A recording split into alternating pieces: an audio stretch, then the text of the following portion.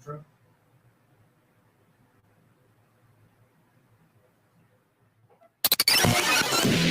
The Majority Report with Sam Seder. The destiny of America is always safer in the hands of the people than in the conference rooms of any elite. Sam Seder. They are unanimous in their hate for me, and I welcome their hatred. We must guard against the acquisition of unwarranted influence, whether sought or unsought, by the military-industrial complex. The Majority Report with Sam Seder. Have I got the feeling you've been cheated?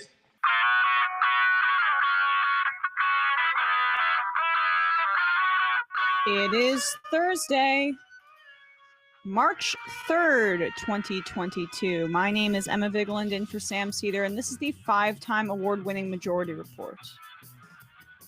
We are broadcasting live steps from the industrially ravaged Gowanus Canal in the heartland of America, downtown Brooklyn, USA. On the program today, Alex Sammon, writer at the American Prospect, joins us to discuss his piece in the New Republic on Ikea and their role in the deforestation of Europe. Meanwhile, the UN says that at least 1 million people have fled Ukraine, and millions more have fled their homes to seek shelter in Western Ukraine. Thankfully, the EU is expected to give blanket protection to all who fled.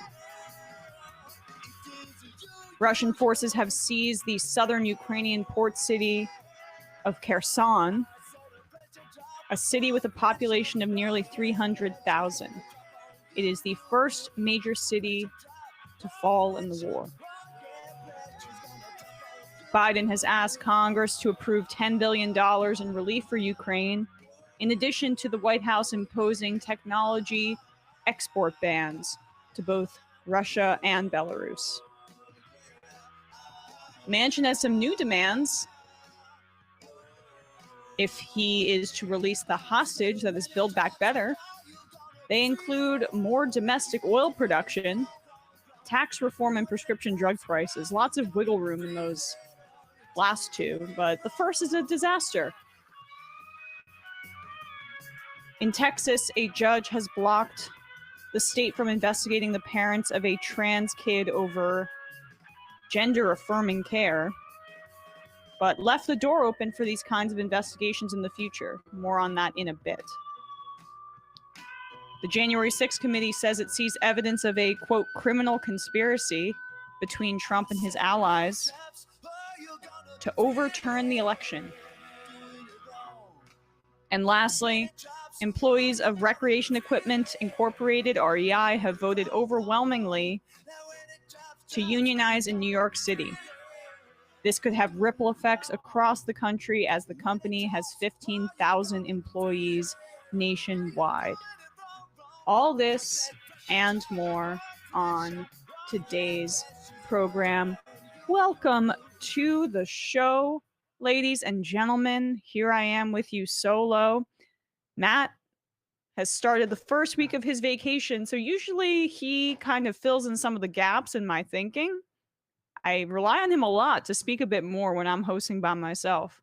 So we'll see how this goes. And we got Bradley doing 2 jobs over here. So, we're it's just the 2 of us today, but later in the fun half, of course, we will be joined by Brandon Sutton and Matt Binder to talk about some funny clips. The fun half. That's what that's for. But first, let's talk a little bit about 2 things. One, I want to touch on the Texas anti-trans movement from the Republicans there. But first, I want to highlight, I saw some tweet from some pundit that all of the Russian people are complicit in what's happening in Ukraine. They're just all complicit, which is an insane thing to say. I mean, it's the way that the United States justified its war on terror and the violence that it rained down upon Afghanistan, Iraq, and the other countries that we continued to drone strike, for example. But there are differing reports. Watchdog groups have said thus far that around 8,000 people have been arrested in Russia in anti-war demonstrations. Now, we're about to show you a clip of an elderly woman being arrested here. I mean, honestly, I watched this yesterday and it moved me to tears. Her name is Yelena Osipova. She was at an anti-war demonstration in St. Petersburg. She is a survivor of the siege of Leningrad, which, for people that don't know, was when the German forces went into the USSR. Leningrad's now St. Petersburg. That's what they think they call the 900-day siege. But 1 million of the city's civilians and soldiers died during that time. Yelena Osipova survived, and here she is demonstrating in St. Petersburg in that city and getting arrested for the cause of speaking out against Russia's invasion and war in Ukraine.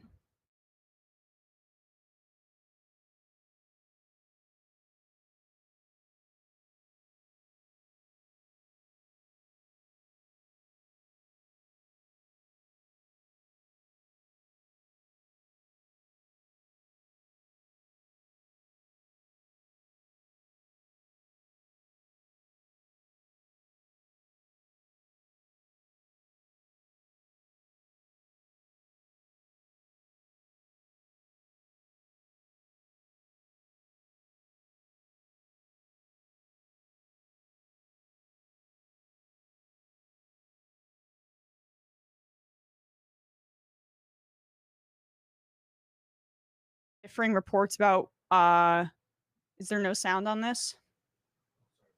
That's all right. We're still working through it. I should clarify that it's hard to fully know if she was born before or after. I'm not exactly sure if the reports have been clear on this.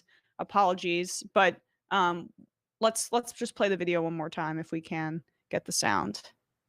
Again, just bear with us.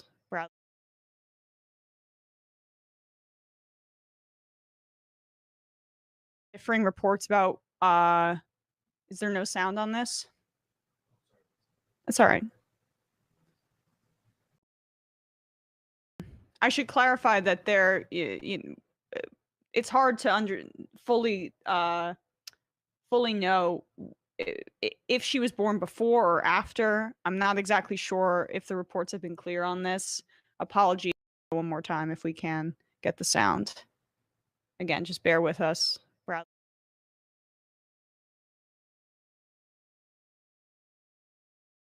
Differing reports about is there no sound on this?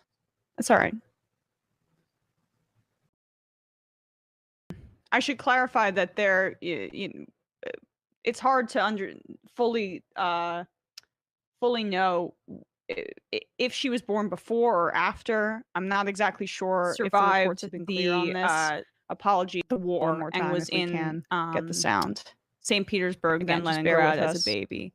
She's a part of the mass demonstrations here, and I just want to emphasize that this takes immense courage. Differing reports about Putin and his government have been clear that they're going to crack down on protesters and have sent a chilling effect throughout the country. I should clarify that they're speaking out publicly about this. It's hard to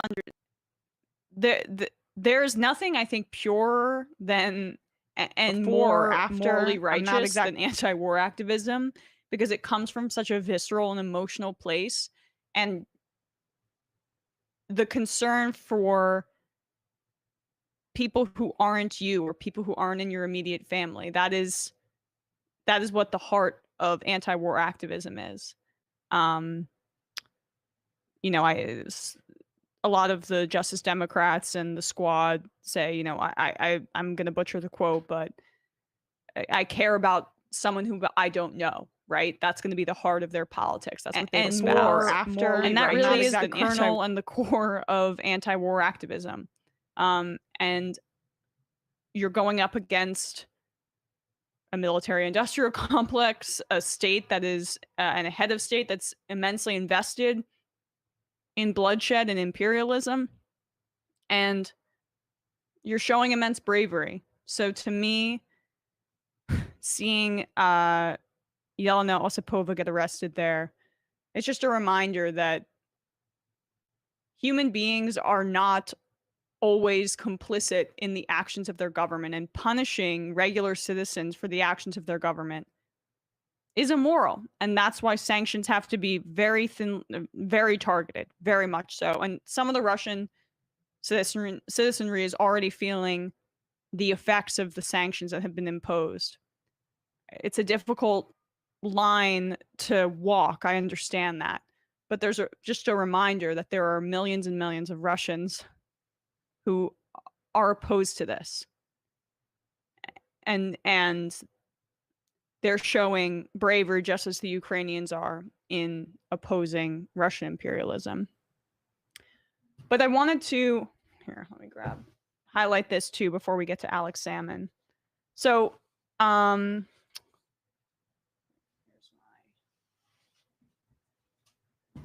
here it is.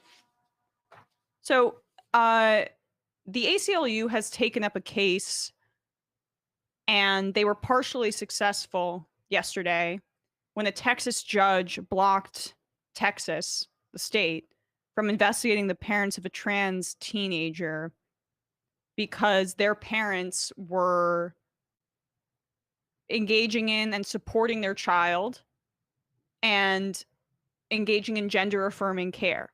But the judge did not make a sweeping assessment over whether or not the state should stop investigating parents for participating in gender affirming care for their kids. Now, this comes on the heels of Ken Paxton, who basically just issued a press release, legal opinion, that called gender affirming care child abuse.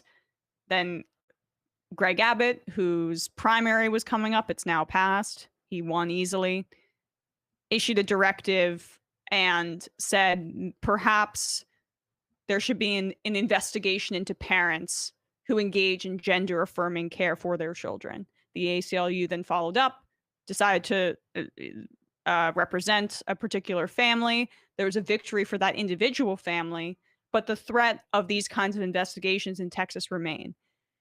And I wanted to highlight this amazing piece by Sanea Day, I hope I didn't butcher that, and Karen Brooks Harper in the Texas Tribune that came out earlier this week, because they they interviewed a child, a trans child, and their family, who is they're fearful of what this investigation may hold. And it's really excellent reporting that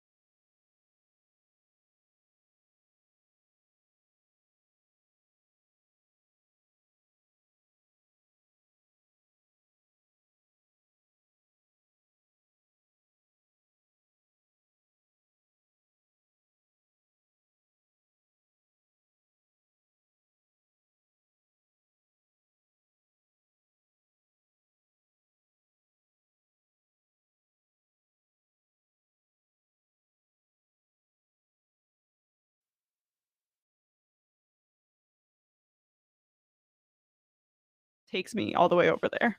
Sorry. Jeez. Crying on 12:15 in the morning. Adeline, who stands at 5 feet 5 inches and is outspoken in class, had been having panic attacks in school as she approached puberty. Will you put the article back up? Yeah, right. If not, that's okay. After she started seeing the doctors in North Dallas, the attack stopped. But last week, the panic attack started again when Republican Governor Greg Abbott, 7 days before the GOP primary election, in which he's being accused of not being conservative enough, ordered state child welfare officials to launch child abuse investigations into reports of transgender kids receiving gender affirming care. Adeline is terrified that she will be forcibly separated from her mother. So great is her anxiety that she doesn't want to sleep in her own bed. The Vigil family agreed to speak with the Texas Tribune, but did not feel safe disclosing the details about Adeline's medical care. A recent study showed that more than 40% of transgender youth attempt suicide. The rate of suicide attempts among transgender youth is 3 times higher than among their cisgender counterparts, according to a recent studies by the U.S. Centers for by the CDC. So she's not alone. The piece continues to highlight other kids, but another quote from this that rung in my ears.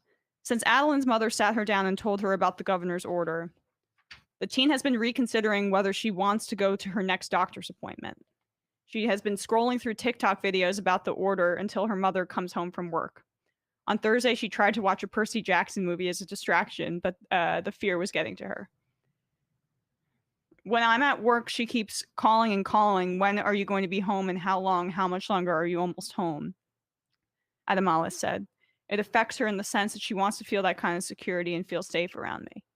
I mean, that's the point here too, is when there's an understanding that being yourself and your parents helping you be yourself could get your parents in trouble with the law, in addition to just the general trauma of having to grow up trans in a state that hates you and actively codifies that into law, and they're open about it for their electoral reasons. For Greg Abbott, he wants to get through a primary, right?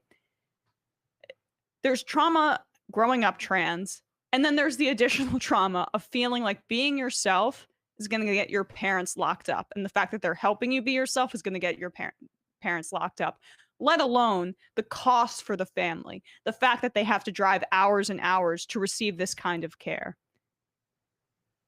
The effects of what Abbott and his administration is trying to do, I mean, that's going to have a chilling effect also on care available, let alone the trauma inflicted on trans kids in this massive state of Texas. There are thousands and thousands of kids that are going to be affected by this. Even if it's deemed to be unconstitutional, even if it gets to, like, say, the Supreme Court or something. And, you know, the best case scenario is that Abbott used this as a tactic because he had a primary election coming up and he doesn't follow through on this. But, you know, expecting the best of Republicans is not the way to go. So we'll see where this goes. But I mean, putting a human face to this and hearing how a child feels, and what gender affirming care does for that child. They are stripped of their voices in this conversation. Children are human beings and they deserve validation and they deserve their emotions to be heard and understood just like adults are. They feel things, and belittling them and blocking them from being themselves on the statewide level, I mean, that speaks way more to the kind of person that these Republicans are than anything else. So, all right, folks, we're going to take a quick break. When we come back, we are going to be joined by Alex Sammon to talk about deforestation in Europe. Be right back.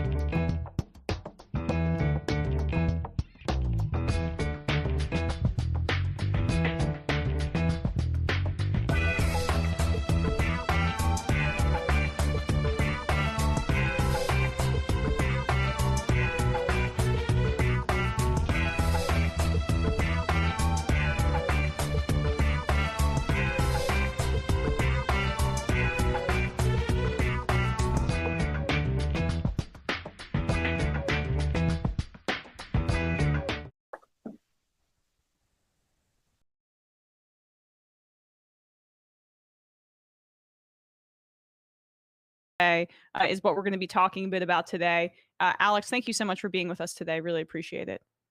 Hey, yeah, thanks for having me. So this piece is a wild ride. I mean, honestly, I'd encourage everybody to check it out. It's called Ikea's Race for the Last of Europe's Old Growth Forests. It just takes a bunch of twists and turns. And the fact that you were really in harm's way personally is just another... I'm glad you're okay based on the insane violence in this story. I mean, talk a little bit about how you even learned about this topic and why you chose to cover it on the ground despite the risks involved. Yeah, it was something that I found out about a couple of years ago. I was reading in the BBC. There was this news hit about a forest ranger in Romania who'd gotten murdered, and in conjunction with some illegal logging. And in the piece, they mentioned that he was the second forest ranger to be murdered in like a 6-week span, which seemed like a pretty, shocking sort of episode of violence for a country that's, obviously an EU member state. It's not the sort of place where you would expect that sort of thing to be happening generally. So I read that, started looking into it. Kind of one thing led to another, as these things often do. And I found out, first that Ikea is the largest private landowner in Romania, and that this, illegal logging is happening on a massive scale. And kind of the pieces started falling together, and eventually decided to go out there and do some reporting on the ground. So your piece opens with a terrifying story not involving you. Could you just take the audience through that? I mean, I think that's a great conduit into the larger topics we'll be discussing. Yeah, sure thing. It starts out, there were two local documentarians, a director and a videographer, basically, working on a project also about, illegal logging in Romania, which is obviously a local concern as much as anything. And they've been shadowing this environmentalist named Tiberiu, who is well known in parts of Romania. He's got a big Facebook following, and he, over the last 5 years, has done a lot of work rooting out illegal logging, confronting loggers, chasing down trucks full of contraband. And so they were shadowing him for 4 days as part of their shoot. And on the final day, they went to go investigate what they assumed was an illegal logging site. They got a tip that there was one. They went to check it out. And when they got there, they obviously found the stumps that they were looking for, and called what they thought, I guess, was the forest ranger to come investigate. And they were greeted instead by 2 cars full of attackers, basically like 15 men wielding bats and axes, who jumped out and just besieged them effectively. All 3 of them ended up in the hospital. 2 of them were knocked out. They really, I think, attempted to kill Tiberiu, who has, a reputation as an environmentalist in this region. And it was just kind of horrifying attack. And it happened actually, I think, the day after I'd arrived in Romania. So I knew that there were these risks involved. I kind of read about some of the previous attacks, and then obviously got very real very quickly, because right away there was this this major assault that resulted in all 3 of them being hospitalized. Yeah, and that's not the only attack of that nature on environmentalists and journalists. I mean, you highlight them a little bit later. Can you talk about the history a little bit of how frequent these attacks on people looking a little bit more into the illegal deforestation, how there is a history of that more than just, the initial terrifying story that you talk about at the outset? Yeah. I think the official tally, as I've seen it, is that there have been 6 murders in the last couple of years in relation to illegal logging, either forest rangers or environmentalists who've been killed. And then another 650 odd attacks of various sorts. So, with bats or axes or guns or any sort of anything from attempted murder to sort of hand-to-hand brawling. But those numbers are obviously probably very low. Those are just the official tallies. I think this sort of thing is almost day in, day out for people who are in this line of work. And and it's obviously it's incredibly commonplace, and it's very dangerous for those who are involved. So let's talk a little bit about Romania as the home to the Amazon of Europe, which is an apt way, as you write, to talk about it in more ways than one. One, based on its importance environmentally, and two, the way it's been rapidly deforested. Can you talk a little bit about the history there? Yeah, it's a really interesting history, I think, and for various reasons, the industrialization of Europe even plays a big role in this. But Romania happens to have more than half. Some estimates would put it even closer to 70% of the remaining old growth forest left in Europe, outside of Scandinavia. So this sort of temperate old growth forest. And, Europe has been heavily deforested. Obviously, I think it's less than 4% of European forest land remains intact, but Romania, for various reasons, it's far from industrial centers. It was a closed off communist state for a long time, has this incredible forest land in the Carpathian Mountains. And it's exceptionally important for a lot of reasons. One of which is biodiversity. Obviously, old growth forest is super important for maintaining that biodiversity. It's an incredibly lush ecosystem.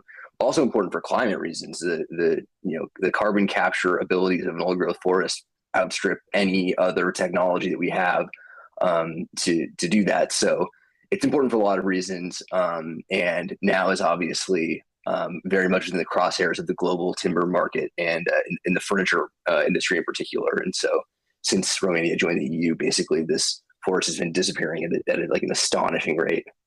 Right. So take us a little through that history back to the fall of the Soviet Union, which opened them up to privatization. I did not expect to see Harvard University and their endowment involved in this story. I mean, there are so many crazy intertwining actors in this. It just blew my mind, truly. It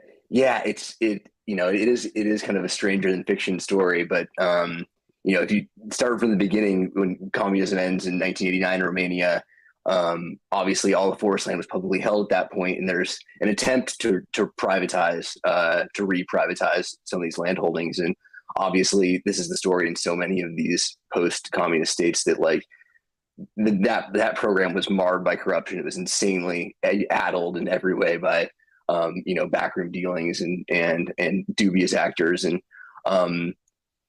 because of that, a bunch of people end up buying up forest land who are, they're not Romanians, they're not even people who have any interest in forests as such. They're just people looking to make a quick buck. And one of those groups is the Harvard University Endowment, which is, one of the great institutional investors of our time. And they, not for nothing, many of the leaders of Harvard have also had close ties to the World Bank and the IMF and the organizations that cheered these sort of privatization schemes on. And they get tipped off effectively that there's a lot of land to be had on the cheap, and they start buying it up. In 2004, they start buying up parcels, and quickly they become the largest private landowner in Romania, I think outside of the church at that point. And obviously this stuff is now that's Ikea, right? So yeah. So first the Harvard Endowment becomes the number one landowner in Romania, and now that's Ikea. So how much of that was transferred over to Ikea? How much of that was sold, I should say, to Ikea? Oh yeah, a lot. I think an overwhelming percentage of it actually is. Harvard gets in a little bit of legal trouble for their acquisition. Obviously, no surprise, a lot of these holdings were illegally acquired or done so in such dubious fashion that actually the businessman that they were working with on the deal got a 3-year suspended sentence because of that deal. And they were looking at some legal challenges, and rather than deal with them, they just decided to sell. And the buyer, the ready and willing buyer, was Ikea. So Ikea, I think, ended up buying something like 30,000 odd hectares from Harvard. And then they've compiled more and more forest land ever since. And I think they now own about 50,000 hectares, which puts them, far and away the number one private landowner in the country. So, I mean, what makes ancient forests like these particular forests, you touched on it a bit, but the fact that it's so effective, the old growth forest is the right term, for carbon capture. what makes this appealing to, say, IKEA in terms of, like, I don't know, why can't they just cut down some regular wood? I know that sounds stupid, but is it just they're because of deforestation globally, they're running out? I mean, what is the financial incentive for a major corporation like IKEA to target these really just important forests? I think it's a couple of things. One, obviously, land is fairly cheap in Romania, and labor is very cheap, especially for in the broader EU. So you can get your hands on these forests for a pretty favorable price, and you can pay people to get the logs out of there for a pretty favorable price as well. The reality is, IKEA is the largest wood consumer on the planet. It's the largest individual wood, I think, processor and retailer on Earth. There are estimates to say that they consume at least 1% of wood every year globally. They're growing by 2 million trees a year on average, maybe even more than that now. And so they have a huge appetite. I mean, the amount of wood that they consume is just astonishing. And so they have a major investment in Eastern Europe and Russia. That's really where their supply chain is located. And so it's not like they're seeking out old growth forests in particular. Just they have such a demand for wood, and that's where they are. It just happens to be the place where this incredibly important old growth forest is also located.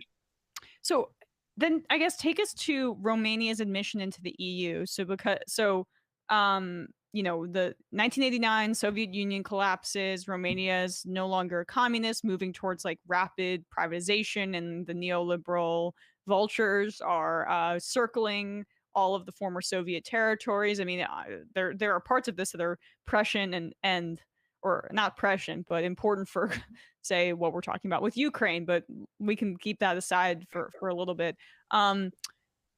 Then Romania gets admitted into the EU later, and the deforestation accelerates to a shocking degree. Take us through that period of history. Sure. Yeah. It kind of touches on one of the interesting, one of the inherent contradictions at the heart of the EU, where, the Romania goes in, I think exceeds in 2005.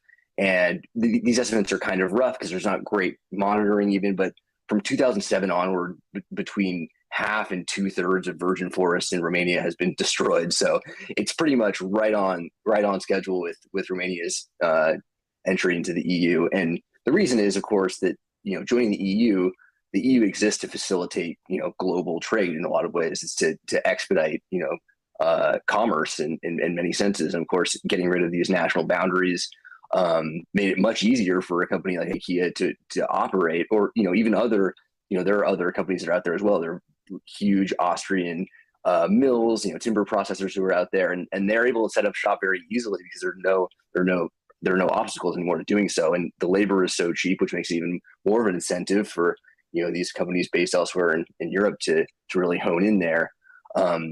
And that's the sort of economic reality of the EU.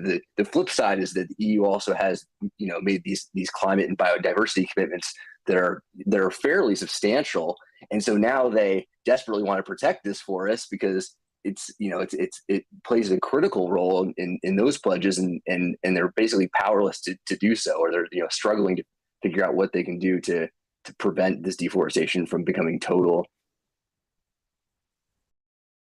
Oh yeah, it's interesting that you mentioned like some of, like, I don't know,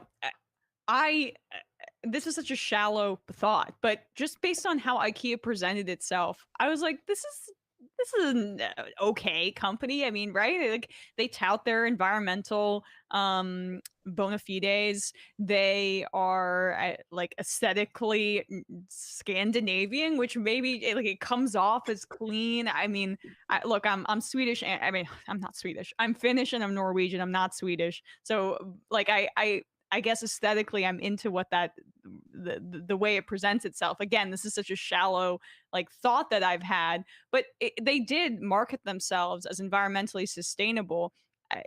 What was fascinating in your piece was how they kind of get around that by using an NGO certification from the FSC, which has been fairly heavily criticized by like a more reputable Greenpeace organization. I mean, talk a little bit about how they present themselves in such a way, but aren't, when you scratch a little bit below the surface, it's not the case. Ikea has a really good brand management strategy, and they tell a very compelling environmental story about their sustainability. You'll see those pledges all over the store. You can get a vegan hot dog when you go there. It's obviously very effective. That's part of it too, right? It's like the yeah, exactly. Go on. yeah. And they're good. Yeah, it's a great vegan hot dog. Yeah, the sort of the sustainability pledge or the model that they put forward is all predicated on this FSC certification. That's basically what they use as a stand-in for sustainable. And I think 98% or something of the manufacturers and mills and stuff that they contract with are FSC certified, and their own forests are FSC certified. And if you actually look into what that means, there's just no way that the FSC could even enforce a meaningful standard of sustainability. And so the way it operates, it's just a tiny international NGO that has a stamp, and it deputizes other independent organizations to give out that stamp. And the way it happens is, if I'm a manufacturer, if I'm, say one of the companies that makes the pieces of a folding chair for IKEA, I call up that company and I say, hey, I need you to come inspect my operation. It's planned ahead of time. The manufacturer pays the inspector themselves, and if they refuse to grant them the certification, they can just shop it around to a different group that's also deputized to give the stamp, and eventually someone will give it to them. And so, it's one of these things where if you really look closely at the operation, you can see there's no meaningful enforcement mechanism. There would be no way to even have enough manpower to really assess, what's tens of thousands of acres of forest land and millions of trees, and it's a really good, it's a very effective branding strategy. IKEA founded the FSC. It was one of the founding members 30 years ago. It's not really a meaningful environmental standard. Well, okay, so the company, I mean, the NGO that they helped found is giving them a great environmental certification. So, I mean, wow, case closed, right, Alex? Yeah. That's fascinating. And another part of your piece that was really interesting talks about how, like, there are some EU regulations, environmental regulations, but they skirt it entirely. Something like, you write, only 1% of illegal wood gets officially reported. How are they able to do such a thing? I mean, we'll get back to the violence in a second and the lawlessness that allows for this kind of exploitation, but what is the enforcement, and how are there really zero legal consequences for this? It's one of these things that it's an expression as much of general corruption as anything else. And Romania, as many of these post-communist states after liberalization and privatization, it's a notoriously corrupt country. It's the sort of rankings that I think Transparency International is an annual ranking, and Romania is always last or tied for last in terms of corruption in the EU. The government did a survey on illegal logging just to get a sense of how bad the issue was. They thought it was, it wasn't great. And the report came back that like 55% of the wood taken out of Romania every year is illegally logged. And the number was like so startling to them that they tried to suppress the report. And of course, it eventually got leaked. And, the large companies like Ikea who were out there were like, well, that's not ours is the 45% that's fine. And of course, it's totally ridiculous, right? And as you mentioned, like only 1% of that illegal wood ever gets detained. There's a forest guard they chartered in 2015, but it only has 617 members. They don't work nights or weekends. Even if you catch a logger or a trucker in the midst of some illegal activity, you can't really detain them. Only the police can do that, and they have to call the forest guard. It just doesn't. There's just no meaningful enforcement mechanism, and like it would just take so much visibility and manpower and those things that just aren't there. And so obviously this regime has set in, and lawlessness is basically the standard. Right. And you experienced that firsthand. So, I mean, let's now dive into when you went to report on this story. It was quite dangerous, and you had some fears for your physical safety, given like the the story that you open up with, where they were two filmmakers or journalists and an environmental activist, if I'm not mistaken. That's right. Beaten severely, at least one of them beaten unconscious. So you knew all of this going into this reporting, and you still went anyway. I mean, let's talk a little bit about your experience and what you saw with your own eyes, and some of the threats that you faced of just encounters with loggers that you didn't know if you'd be like beaten up in the forest and no one would find you.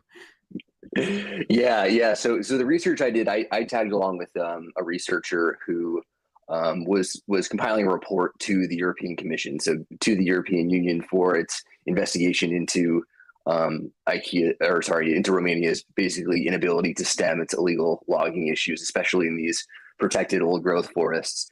And so he's the one who's done a lot of work in this. He takes a ton of precautions. And so, we had a rental car, which couldn't be traced, back to his house readily. We went largely on weekends when the logging site shouldn't have been active. We went in the afternoons when you would expect there to be less activity. We used a drone for a lot of the photo and video footage compiling so that we could maintain a safe distance. And even for in the piece, I refer to him by a fake name because he has to work undercover basically for his own safety. So we took a lot of precautions, and oftentimes would give our location to another person who was off site, that if something did go terribly wrong, they would know in broad strokes where we were. So there were we did our best to be as safe as possible, but obviously there were still some moments that got pretty hairy. I mean, talk a little bit about those moments if you don't mind. Yeah, sure. There were a couple in particular. One, there was one site that we had identified from satellite imagery that looked like it had been logged in the last 12 months. It was an old growth forest, largely spruce, some beech as well. And on our way to that site, we actually encountered a placard that indicated there was logging going on. Legal logging had happened a couple months prior, but the certification had expired. But we could hear the sound of chainsaws. There were recent truck tracks in the mud, and there was plenty of indication that this was ongoing. So we went up the logging road, and of course we found a bunch of logs freshly cut. It was very clear what was going on. You could hear the trees falling in the forest, and there was a logger's hut with smoke coming out of the chimney. So we knew it was active. We tried to be as careful as we could, and get some documentation of this. And while the drone was up in the air filming it, one of the loggers spotted us and started coming after us. And so we had to make kind of a split decision.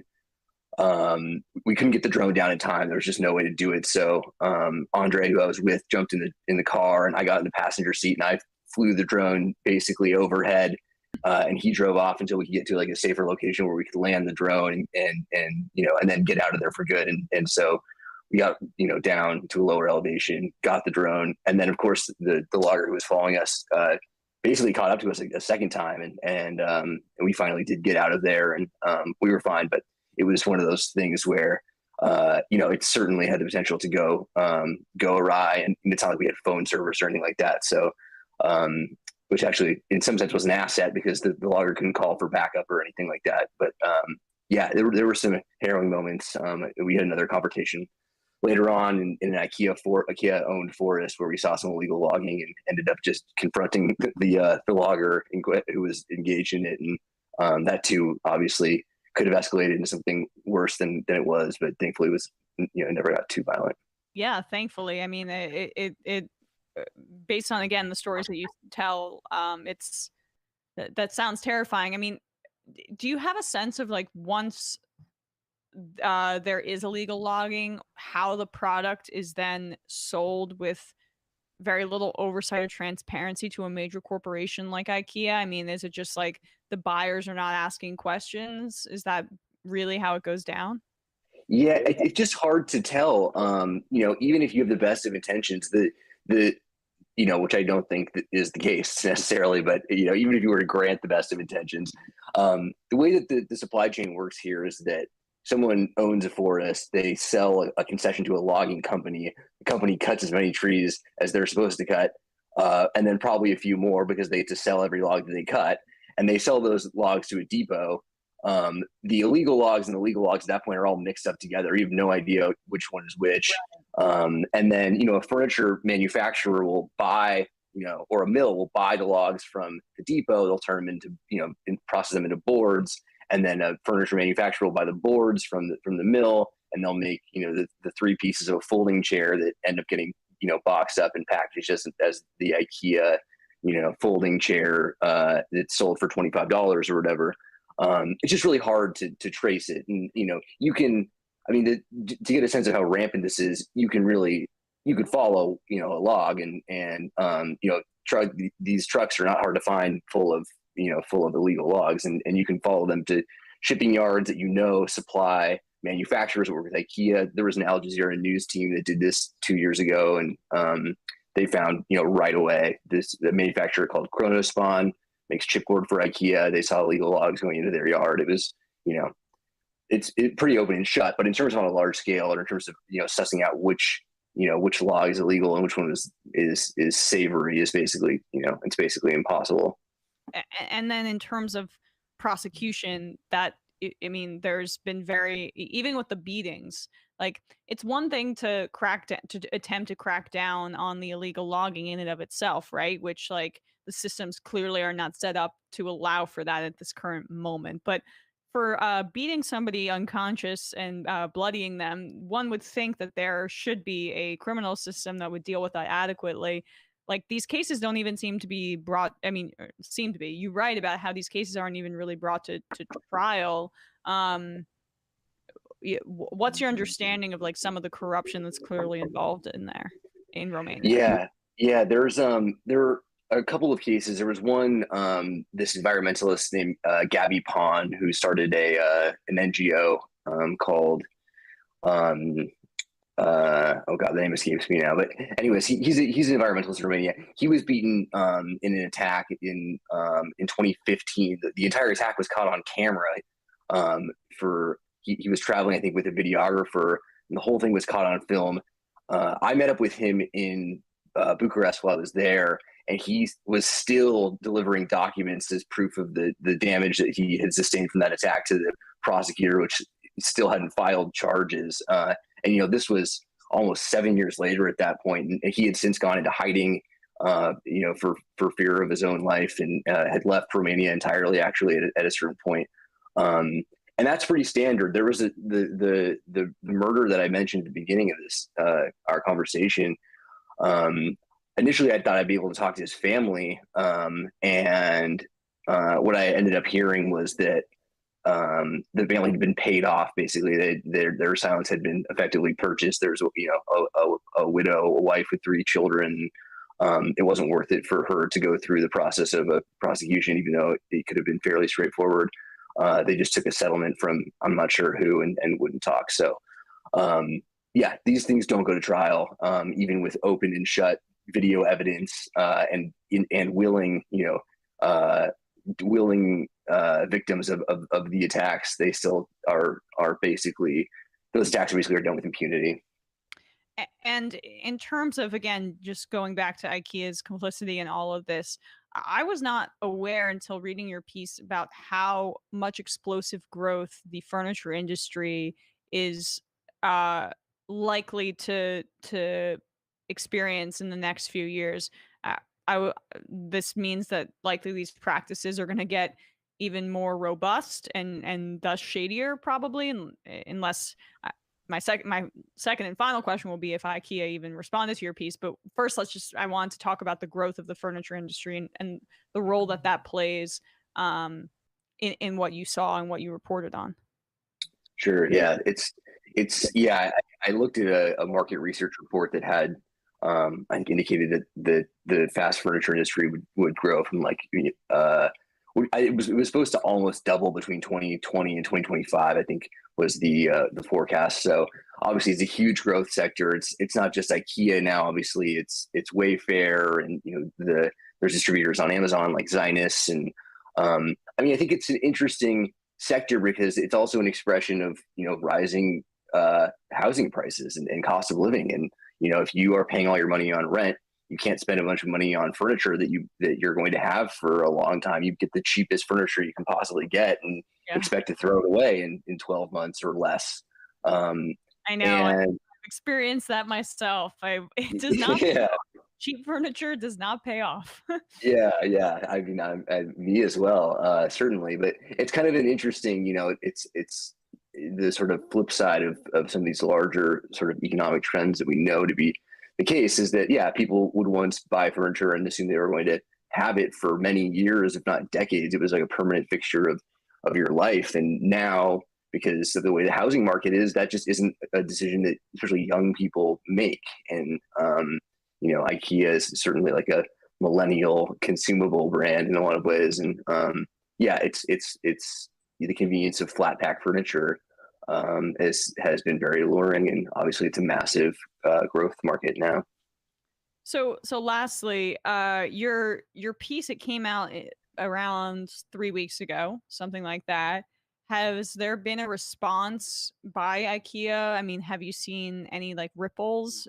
Because it's nuts. Again, I really encourage everybody to check it out in the New Republic. Thanks. I ran a bunch of questions by them for a comment while I was doing the reporting. They didn't respond initially. I kind of pestered them for a while and got the sort of like boilerplate answer that they are not involved with old growth forests, period, under any circumstance. Which of course is ridiculous. I went there and saw it. I stood in the midst of it. So it's just beyond that. There wasn't much they didn't offer much. I think I was wondering if there would be a response after the piece published. There hasn't been. IKEA did just mention that they're going to be exiting the Russian market entirely, both in terms of selling and sourcing wood, which is actually going to will put more pressure on Romania, just because that's where their supply chain is located. As I said before, 60% of their wood comes from Eastern Europe and Russia. So it's going to continue to be a problem. I think that's probably part of the reason they were hesitant to respond, because ultimately that's the model, and they're not going to change that just because of a little bad publicity. So that's pretty much all they offered me. Well, Alex Sammon of the American Prospect, you can read his work there, and then also this piece in the New Republic, as I mentioned. Thank you so much for your time today, Alex. Really appreciate it. Yeah, thanks so much. Nice talking to you. Nice talking to you too. All right, folks, we're going to take a quick break, come back, wrap up the first hour of the program.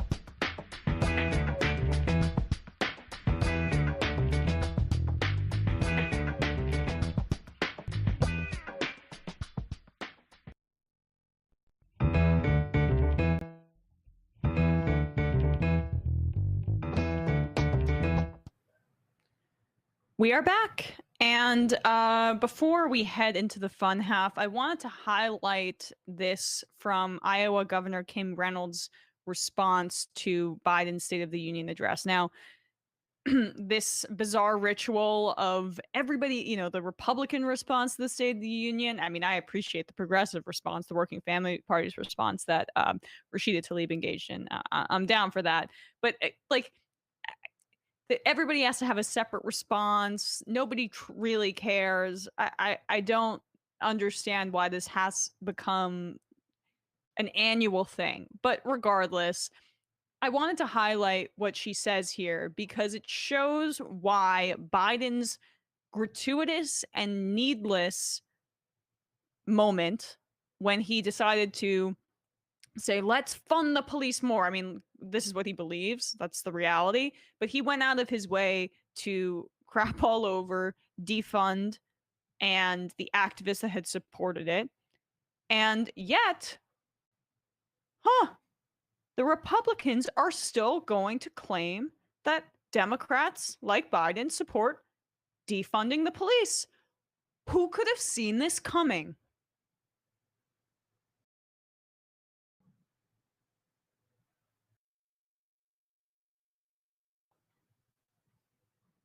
That's what the Biden administration has been pushing for over the last year. And that's all part of Build Back Better. Thankfully, the president's agenda didn't pass because even members of his own party said enough is enough. Well, the American people share that view. Enough is enough. And it's not just with D.C. spending. Americans are tired of a political class trying to remake this country into a place where an elite few tell everyone else what they can and cannot say, what they can and cannot believe. They're tired of people pretending. The American people share that view. Enough is enough. And it's not just with D.C. spending. Americans are tired of a political class trying to be silent and let government control their kids' education and future. Everyone else what they can and cannot say, what they can and cannot believe. They're tired of people pretending. The American people share that view. Enough is enough. And it's not just with D.C. spending. Americans are tired of a political class trying to be silent and let government control their kids' education and future. Everyone else what they can and cannot say, what they can and cannot believe. They're tired of people pretending. The American people share that view. Enough is enough. And it's not just with D.C. spending. Americans are tired of a political class trying to be silent and let government control their kids' education and future. Everyone else what they can and cannot say, what they can and cannot believe. They're tired. What happened? Okay. All right. So we'll, for YouTube, we'll edit it in post, but she criticizes Biden, saying that Democrats want to defund the police. The point being, Biden went out of his way to kick the left, say, and give a gift to, I'm sure, the moderate, centrist, whatever, corporatist Democrats that felt that defund is going to be an issue for us in the elections in the fall. Say they're in purple districts. They're convinced that being tagged with defunding the police is going to hurt them. Now, I'm not convinced that that's the case. I think that often the reason that lawmakers or Democrats lose is because they're not aggressive enough and they don't get enough done. I mean, there is a sense that's accurate in the country that Biden has not adequately done enough for the American people, and that's because Build Back Better has failed. And that is the issue. Acting and being active and doing things and delivering on your promises, that is the thing that actually helps do we have somebody in here? Okay. All right, we got to mute him. That helps Democrats electorally. So Biden really was, I think, frankly, it was a completely useless exercise because you add stigma to defund the police. And when you add stigma to it, you're still getting tagged with supporting defund the police. So needlessly kicking the left, as opposed to getting out ahead of it and saying, this is what defund activists are talking about, or here's something, just don't mention it in your speech. All right, folks. Sorry again for any technical difficulties. We're working with it right now. We now have Matt and Brandon, but we got to go into a quick break really briefly. Be right back.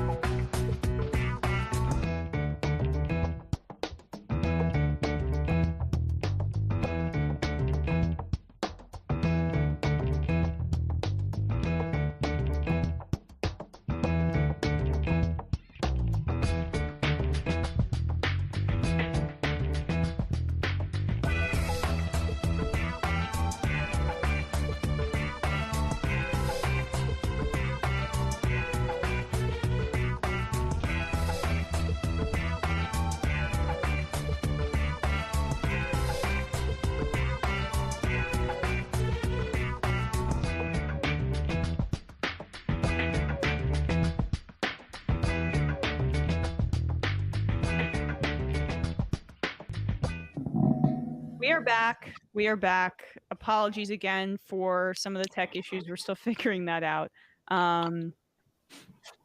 But Binder and Brandon are here. Hello, guys. B&B, we're back again. B&B. What's up, fam? How are you? I'm okay. I'm all right. We're figuring some stuff out. What's happening over on Doomed and on Scam Economy, Binder? Well, there's quite a lot actually to mention. First off, I want to say that it was quite the experience watching the show right before I came on and seeing that Emma loop with that GOP governor.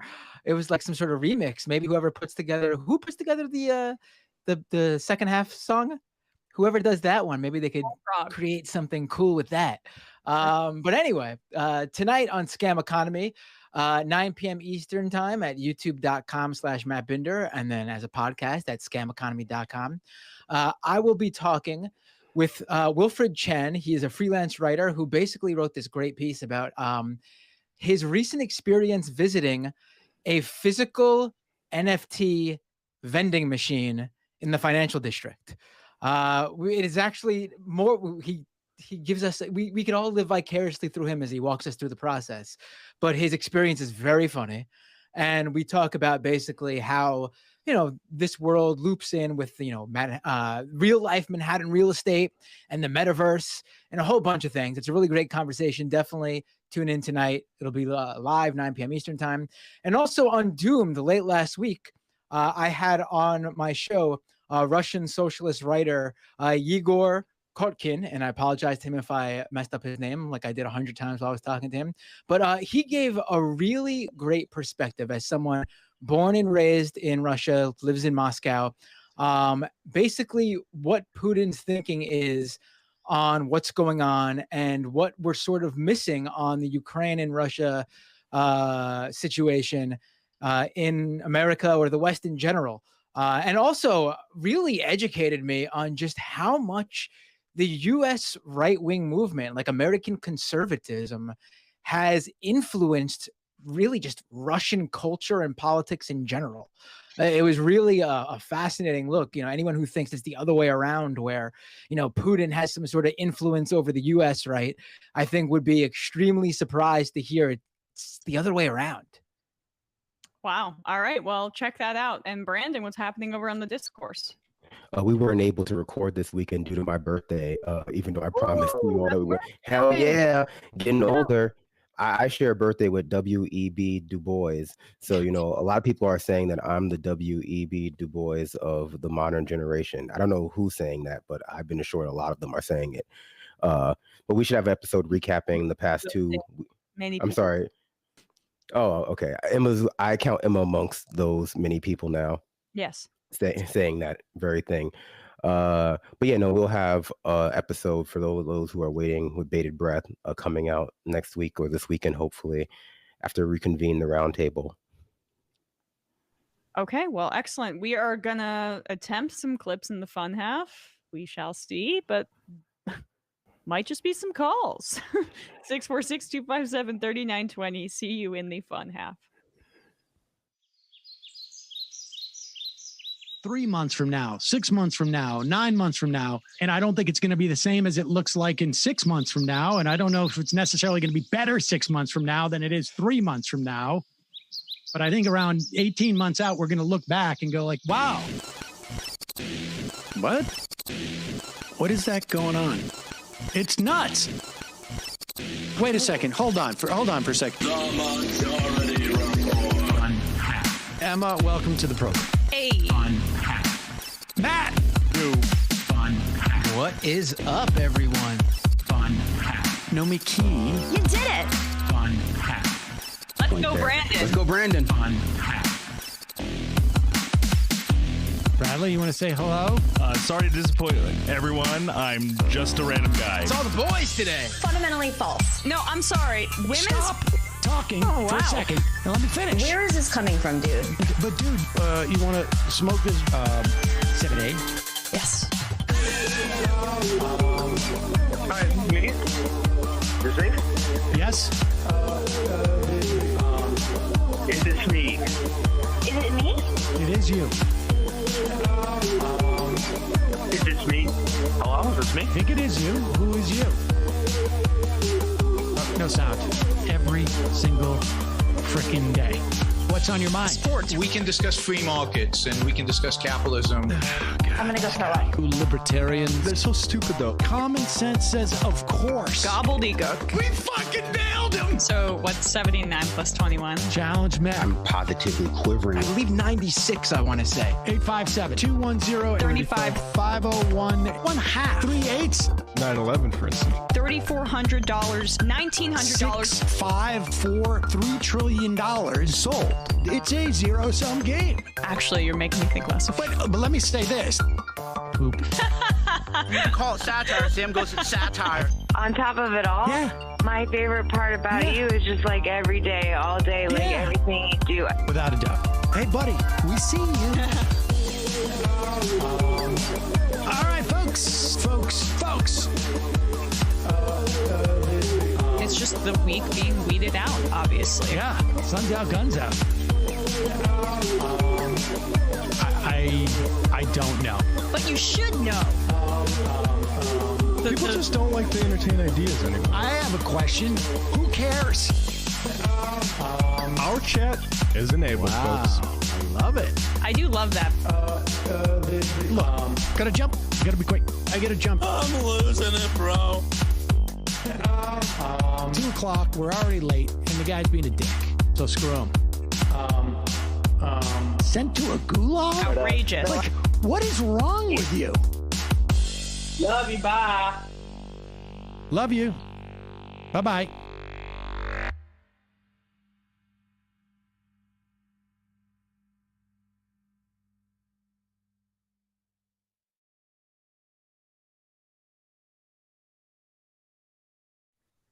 We are back. We are back. Just working out how to figure out this whole clip issue. Yeah, and also like, why are you a different size? I hate. All right. My prophecy about us shrinking the size of the screens based on who's right and wrong has come true. Yes, right. We're gonna Glenn Greenwald mad and have him disappear into the ether. I can't. I gotta see this. I'm going into the YouTube because I can't see it in the back, like in the back end of like the program we use for listeners. Like I don't see the what's shown on screen. Oh, now I see it because I'm watching the YouTube clip now. Okay, yeah, I'm like a smaller square. Size me up, Bradley. Come on. We're juggling a few things, but let's first take a clip. Or take a call. Jeez, calling from an 847 number. Who's this? Where are you calling from? Hi, can you hear me? Yes, I can hear you.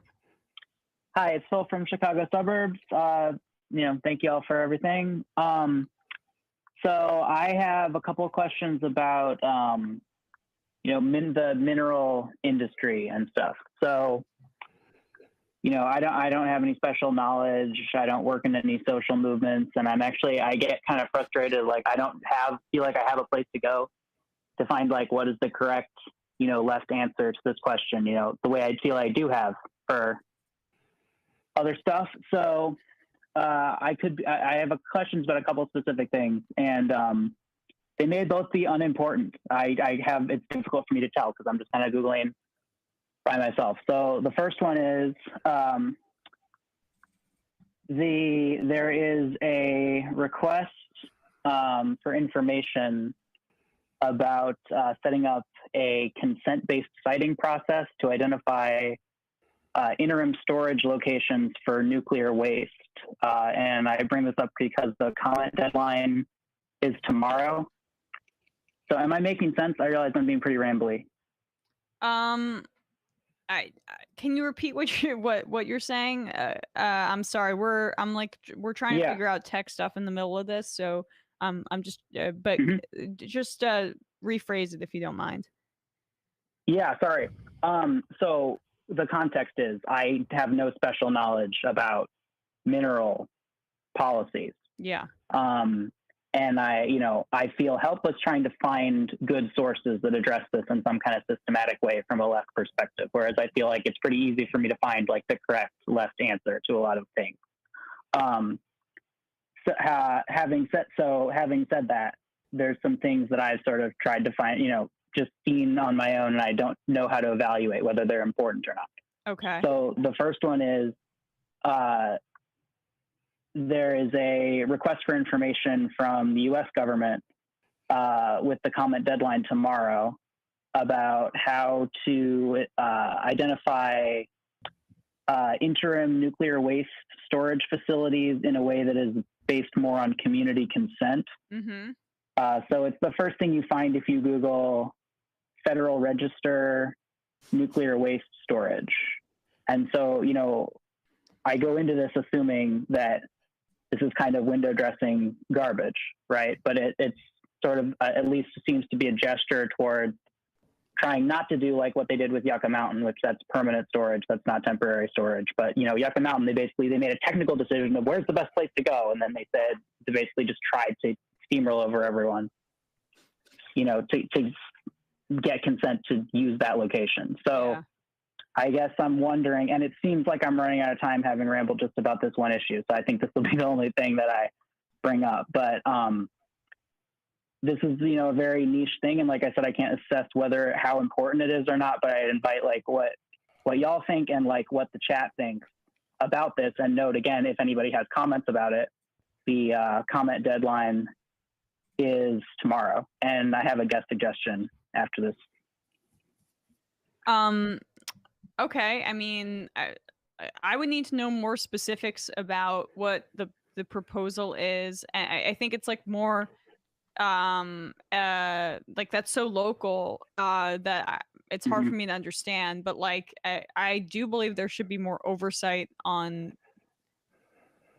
waste dump facilities, if that's your question. Yes, it pretty much is. And like, to what extent is this a real effort, I guess, to try to get more community consent? Well, versus I mean, just being, what we always say about everything that we try to do. I can't speak to the sincerity of it because I don't know the specifics of what you're talking about, but more oversight. I mean, this is what concerns me about nuclear power. For example, these are private companies that I do not trust their ability to house toxic waste. Me either. And I understand that there's people on the left that feel it's a necessity in order to move off of natural gas. Unless it was heavily socialized, I don't buy that argument. Because of those my inherent mistrust of how a private company would deal with such toxic and such deadly material in terms of like where it would go, and I don't want it in people's communities. But I appreciate the call. Thanks so much, Phil. Yeah, can I give the Google direction one more time? Sure. Thanks. Okay, so if you Google Federal Register nuclear waste storage, I think it's the first thing you see. Okay. And if I could suggest, sorry. Yeah. Just before you hang up. I'll write it down. If I could suggest a guest, Jason Hickel of degrowth fame, I don't love that word, but I think the argument makes sense.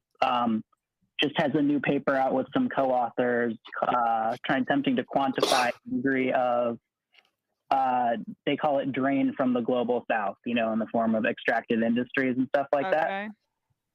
So it seems pretty cool. I was excited for a minute when Sam said he was going to debate Jackson Hinkle, who I hadn't heard of before. I was like, oh, cool. He's going to talk to Jason Hickel about degrowth. Yeah, that's who I thought you were referencing. I was disappointed. All right, man. Have a good one. Bye. Bye.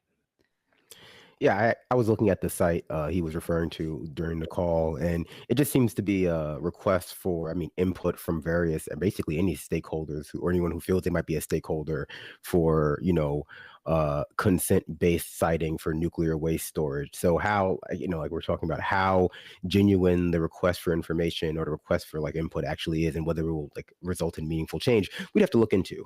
But it's definitely sort of a long website that you can like read through, maybe send to the right places. Right, exactly. Let me read some IMs. Maya, Matt Binder, I really loved your interview with the Russian socialist Effie Kotin. It was effing intelligent and grounded in visceral compassion and reality on the ground, similar to how Michael would do. Pardon the cursing. Watching some so-called leftists treat the conflict in Ukraine like a video game and actually push authoritarian talking points when people are dying and their lives are being destroyed has been eye-opening and disappointing. So I'm really happy to have your voice on the left. Oh, well, thank you. That means a lot, especially the mention of Michael. That means a lot. Thank you. I appreciate that. Really, really sweet comment. Professor Soyboy, great remix of the Republican response. It was reminiscent of the anarcho-punk band Crass. I was half expecting the rest of the show to be shouted over discordant mic. It sounds great in my ear, so I have no idea what you guys are referring to. When we get off, maybe I'll check it out if I want to have a dance party. Conspiracy bot. Putin is being led on by a cabal of generals and intelligence officers who want this invasion to fail so they can justify removing him from power. Russian deep state is taking charge, says conspiracy bot. I don't know. I mean, I think there is some dissent. There's been rumblings of dissent in like the Russian intelligence community. I don't even want to. This is just such fog of war stuff, but I mean, the Independent released some audio. It was like the Telegraph actually, of Russian troops crying and being confused and being like pretty despondent. So I hesitate to put stock behind those things because of how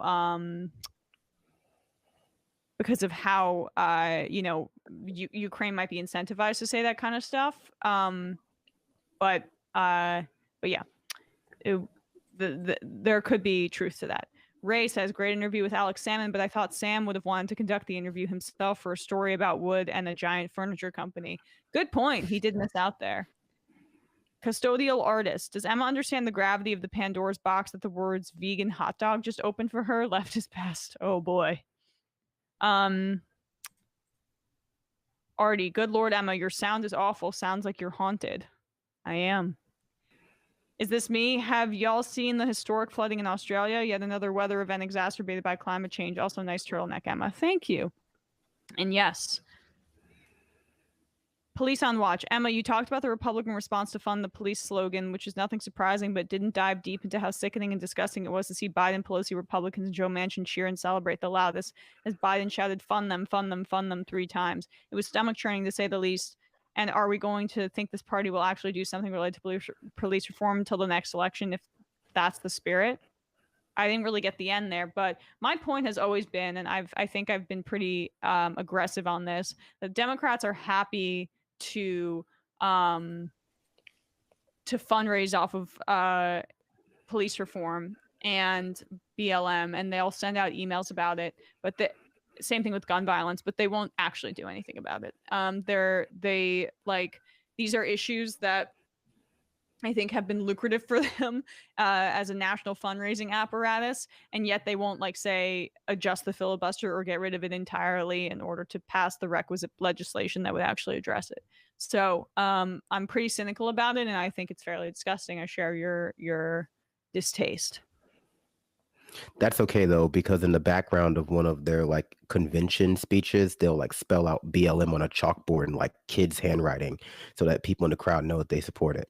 Yeah, it's like when you see end racism in the end zone of an NFL game. I mean, it's wow, they couldn't be doing more if they tried. All right, let's I think we got to try out a clip and see what we can do. I mean, I'm trying to figure this out, guys. So, yeah, let's give it a whirl. Yeah, you guys did it all week, right? Matt's been out the week, and it worked previously this week, right? First day out. This is his first day out. Oh, okay. Oh. Someone told. Okay, interesting. All right. Let's try. I take that personally. I take it personally that his first day out is Thursday, but Yeah. You should take it personally. I won't be here next Thursday, so take that personally as well. What could it be? Shots fired. All right, let's try 11. See if this works. If not, maybe we'll just talk about it and it can be put in post, because a lot of people probably have already seen this clip. Ron DeSantis, he yesterday went to the University of South Florida, I believe, holding a press conference, and behind him there were some students. I saw some reports on Twitter that they were high school students. So I think that adds to how ridiculous this is. And they were ruining his photo op. So here he is yelling at the students and maybe caught on a hot mic. Can't really tell. I'm curious what your guys' perspective is on if he wanted to be heard or not. Yelling at the students for wearing masks.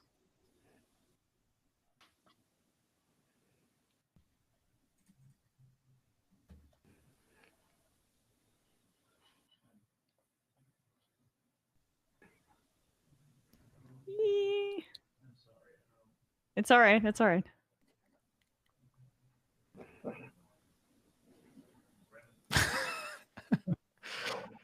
Brandon will be in the clip. Oh. You look.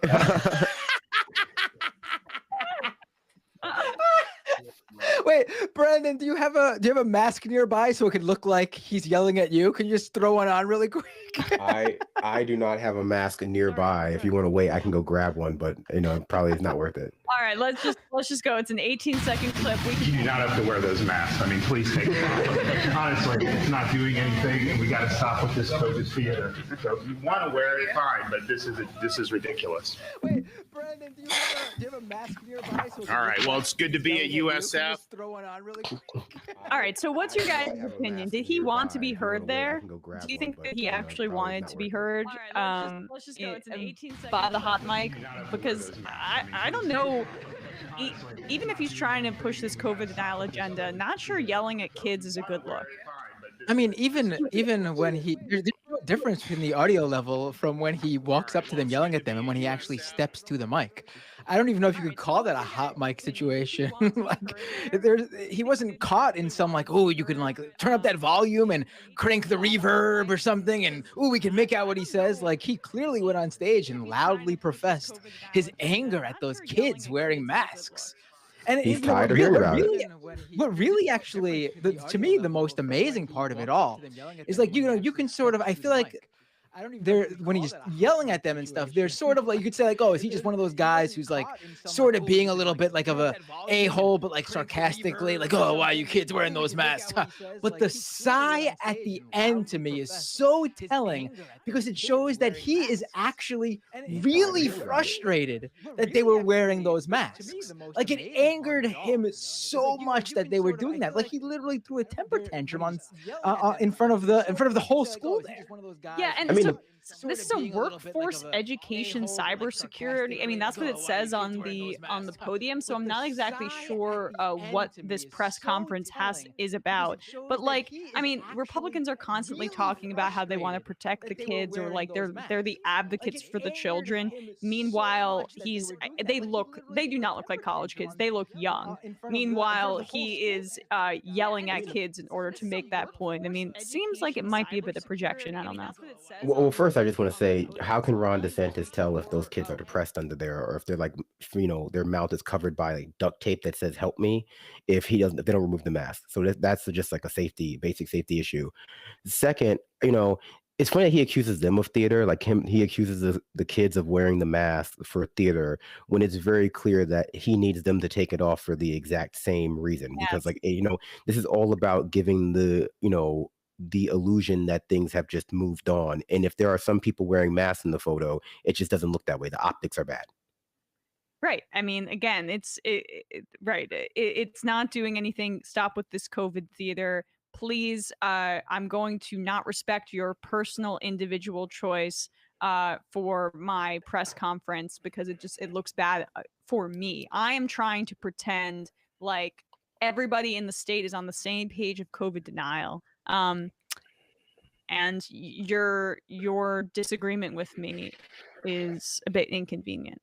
Well, yeah, no, because that's how they conceive of rights. Like, rights are this internal struggle in our country between some groups against other groups. And in order for you to display that you have freedom, you have to take away other people's, you have to infringe upon their freedom. So, that works both ways. He feels like they're infringing upon his freedom by wearing a mask, and therefore he also feels like he should have the ability to infringe upon theirs to display his freedom by asking them to take it off or demanding they take it off. Although he gives them the option to keep it on if they really want to, after yelling at them that they don't work and they're shitty. Right.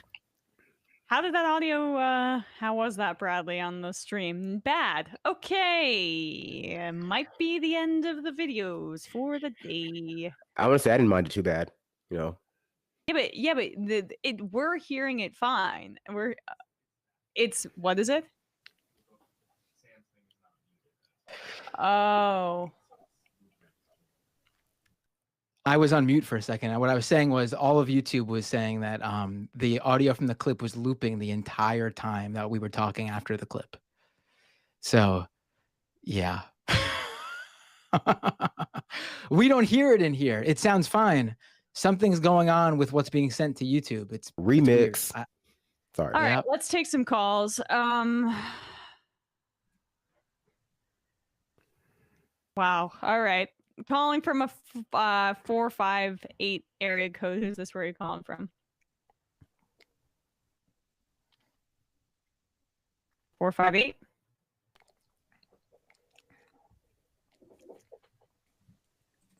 All right, going once, going twice. Calling from a 917 area code. Who's this? Where are you calling from? Hey, it's Alex from New York. Alex from New York. How you doing? I'm all right. I wanted to, before I give you my matchup, I wanted to talk a little bit about school choice. Okay. And whatnot. Go ahead. Because of all the stuff happening in Texas and Florida, I don't know. I just kind of want to reiterate that that's bad. And I actually used to work for a school choice media outlet in Hoboken. Oh my God. Choice Media. What was it called? It was called Choice Media. I think it's still on YouTube. And they're very small, but it felt weird working there because it was in a random building that didn't look like an office building. It looked like you just rented out an office. It was like me and 3 other employees. I was like, how are we getting funding for this? And he was cagey about it. And one day Fox News came to interview him. And I was like, okay, this is starting to piece together a little bit, where now he gets to go on Fox as the school choice expert and opine about it. And then when they leave, he just creates content. And eventually I did figure out where they're getting funding from. And it was some wealthy family. I'm not sure if it was the Waltons or someone else, but it was one of those families who just pump money into these weird right-wing media circles. Thankfully I got out of there. Yeah, but geez. It was just very strange. I'm a filmmaker. I'm looking for jobs, and there's oh, Hoboken. All right, I can go over there.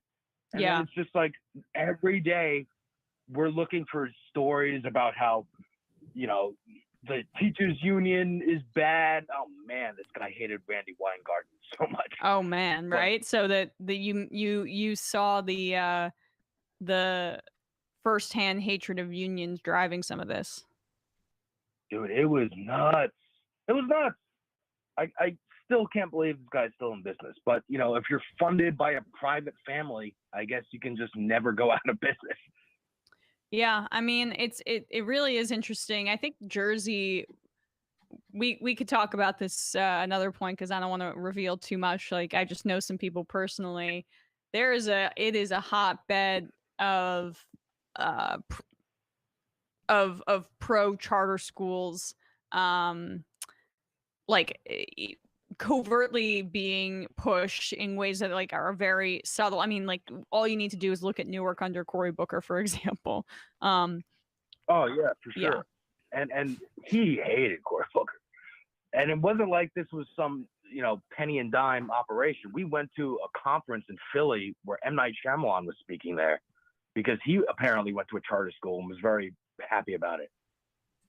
So it's one of those, it's like a Crowder or Charlie Kirk thing, but he's not trying to pretend he's 20 years old talking to college kids. M. Night Shyamalan went to a charter school. Now that's a twist.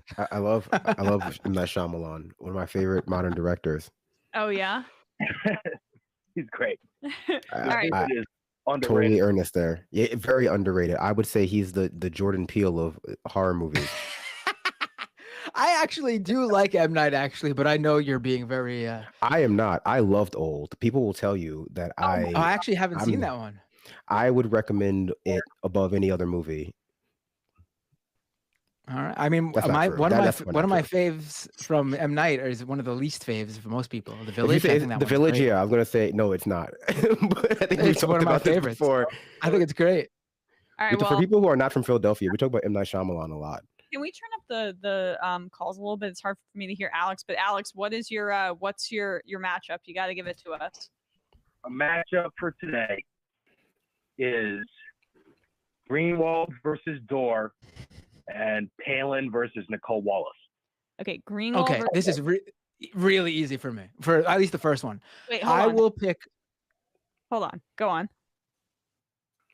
on, Matt. Yeah. Me? Okay. I will pick Greenwald over Dorr because looking at their complete body of work, there's nothing indoors and there's at least something in Greenwald's. Easy peasy. Physical fight. This is a physical. Oh. I think Greenwald could take Dorr too. So that's easy too. Okay. I mean, Dorr just sits there in his little garage all day. Greenwald at least does some. He's got kids, so he's got to at least do some basic running around the house to work with them and play with them and help them with homework and shit. But Palin versus Nicole Wallace. That's a hard one. Actually, well, that would be interesting given their history in the McCain campaign. Nicole Wallace's hatred of Sarah Palin might put her over the edge just in terms of like sheer rage, which really is I think Greenwald versus Dore is closer because Jimmy Dore seems to have like a lot of energy that's, well, I don't know if Glenn's on Twitter a lot at late hours. I just, I'm just curious about, I'm not saying anything. I'm just curious in terms of like, if you have a lot of energy, some things artificially can hype you up. And I'm just not sure who is in more of that category. I'm being very careful with my words here. I think I'd go with Glenn. Glenn's younger, and he might be bigger than Jimmy. Wait, Glenn Greenwald's younger than Jimmy Dore? How old is Jimmy Dore? Jimmy Dore's old, I think, right? I think Jimmy's in his... Glenn's definitely... Oh, Jimmy's 56. Wow, I didn't know he was that old. I mean, Glenn, I always thought he was older because Glenn's not that much younger. He's 54. It's a 2-year difference. I thought he was younger just because... I thought he was young. He looks like a baby. I didn't realize how big the age difference is with his husband because I thought I thought he was younger based on that because his husband's younger. Anyway, so I'm gonna pick. I think I'm gonna pick Greenwald and I'm gonna pick Nicole Wallace. All right. Go. Yeah, I think Nicole Wallace too can take on Palin. That's not saying anything about what I feel about Nicole Wallace, but I think those Bush era people are quite could be quite ruthless. So she could probably chew Palin up and spit her out. Palin used to be an athlete though, so all right, I'm gonna hang up on you, Alex. Appreciate it. All right, take care. Later. Paulina, I second what Binder praising the IMer had said. Matt, you've been one of the very few reasonable voices recently, as many people try to West-plain democracy to our brothers and sisters in Ukraine who are literally dying for it now. You've actually showed effort to understand. Slava Ukraini from Poland. Very sweet. Oh, why thank you. Rob from Dedham, Jimmy is a year older than Sam, but looks about 20 years older than Sam. Yes. Coxitotiel, I don't know. Whatever. Hi, Emma and crew. Yesterday, Sam was talking about the Mutsu apple, how we give Saul a quarter every day, yet it doesn't brown. It reminded me of a lab where we studied the enzyme responsible for browning in fruit, including apples. Polyphenol oxidase, PPO. This enzyme turns a compound with no color into a colored compound. So an apple will brown a lot when it has a lot of both PPO and polyphenols. It'll brown less when it's got a lot of one or the other. This is hurting my brain. And won't brown if it's lacking either or both. When people stop browning of apples with lemon juice or sugar, they're inhibiting the enzyme. This Mutsu must have lower amounts of one or the other. Apparently, there's another related apple, the Tsanguru, that browns even less than the Mutsu. Check out the Scientific American article if you're interested in the browning process. I am not interested in the browning process, but you know who might be? Sam. So I am this to him tomorrow. That whole thing is also the twist in the next M. Night Shyamalan movie, The Browning Process, where the entire world turns black and we all have to, navigate that. So thanks for spoiling that for everybody. IMer. I forget, what's his name? Quetzalcoatl was the IM? Yeah, I'm not exactly sure, but Tucker Carlson's, or no, I should say Ben Shapiro's production company, that he's going to invest in the horror movie called The Browning Process as well. Speaking of Ben Shapiro, we should do, I know we can't do clips, but the Shapiro clip is very basic. We have the full quote right there on the sound sheet. Emma, you do a great Ben Shapiro. I think we can do that. And then, in post, we can put the clip in or something. Yeah. Let's do that. Okay. So this went viral yesterday. Ben Shapiro had a take on Biden's State of the Union, and he said that Joe Biden is the Kurt Cobain of politics. He put a shotgun in the mouth of the American body politic and then pulled the trigger and the brains are on the wall. Okay. So if you're watching that live, you guys will hear my impression, but we'll put that in post for sure. Biden is the Kurt Cobain of politics. So the cool kids philosopher is so cool that he can't find an apt reference to actually describe Joe Biden, because if he's trying to say that this is a negative thing, I'm not sure if it works. Kurt Cobain, as you I think mentioned on Twitter, Binder, is like universally loved, and especially by our generation for sure. I mean, people think he's cool. Everyone wears a Nirvana shirt nowadays, even if they don't listen to Nirvana, because Kurt Cobain is cool. He was cool. He was like, he stood up for women's rights, gay rights. He was transgressive. He was like, I mean, I don't know. I really like Kurt Cobain and had a poster of him on my wall growing up. I had a bit of a Kurt Cobain obsessive phase. Not exactly sure how that connects, except for the fact that he wanted to make like a really gross and offensive reference to his suicide. Do you think that in this analogy that Dr. Jill Biden is Courtney Love, or that Kamala Harris is? Because I like to think that Kamala Harris is the Courtney Love of Joe Biden's Kurt Cobain. And the analogy is about like Kamala Harris. Yeah, the conspiracy, and Kamala Harris is like secretly pulling the strings behind the scenes to like become the president. But even or maybe that... Hillary Clinton is Courtney Love in this scenario. There's a lot of Courtney Loves, and go ahead. No, sorry. Even in that interpretation, though, his comparison, his analogy doesn't make any sense, because if Joe Biden is the Kurt Cobain of politics, then Joe Biden's the one who needs to be at the on the receiving end of what Ben Shapiro said. But in his own analogy, Joe Biden is the one putting a shotgun to the mouth of the American body politic and pulling the trigger. So I mean, I don't think America is Kurt realizes Cobain. what happened in Kurt Cobain's untimely demise. But Biden is America, because this is not a murder. This would be better if Biden is O.J. Simpson. I mean, like, let's not get like, I don't want to say. I don't want to get political. I don't want to get political here. Yeah, I don't want to claim that O.J. Simpson is a murderer. I mean, that would be beyond the pale. But like, that doesn't make sense, because this was a suicide that was being referenced. But did we freeze? So America's Kurt Cobain, and Joe Biden is Courtney Love. There we go. Yes. Now, if he said that, that would have made tons of sense. I mean, I would immediately. I mean, in his twisted analogy, it would make sense. I'm not saying his analogy would be accurate, or what he's saying it would be accurate. But I think Ben Shapiro does not know what happened to Kurt Cobain. In fact, it wouldn't surprise me if Ben Shapiro thinks Kurt Cobain is currently in jail for murdering somebody. I mean, that's what it sounds like. No, America is Tupac, and Joe Biden. Okay, sorry, go on. No, go ahead. No, please. No, he said shotgun in the mouth of the American body politic and then pulled the trigger. I mean, he's just not that bright. That's the reality of it. I was going to say America is Tupac, and Joe Biden is the police, and Kamala Harris is Biggie Smalls, and Hillary Clinton is Faith Evans. And that's really, that's really the key to understanding American politics. Correct.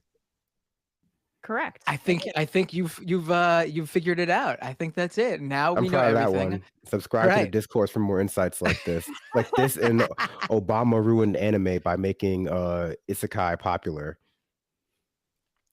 Well, I wanna hear a little bit more about that. But Job Guaranteed writes in, AOC and the squad are Courtney Love in the Shapiro take, because they are the progressive left and the reason Biden is such a radical leftist. See, you made it work.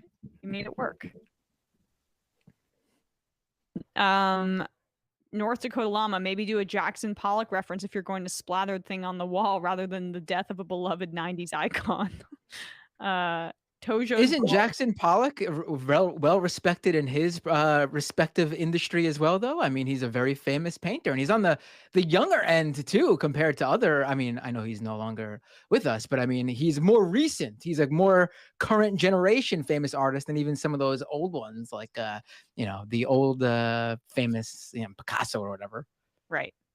I mean, this is just like an old person's idea of what young people like from Ben Shapiro, no less, understanding of what like young people are into. It's like when Bill Maher made that like America and Ukraine, or like I forget who he compared them to, or like Kanye or like Pete Davidson. It's just like what an old person thinks like young people say about like the news.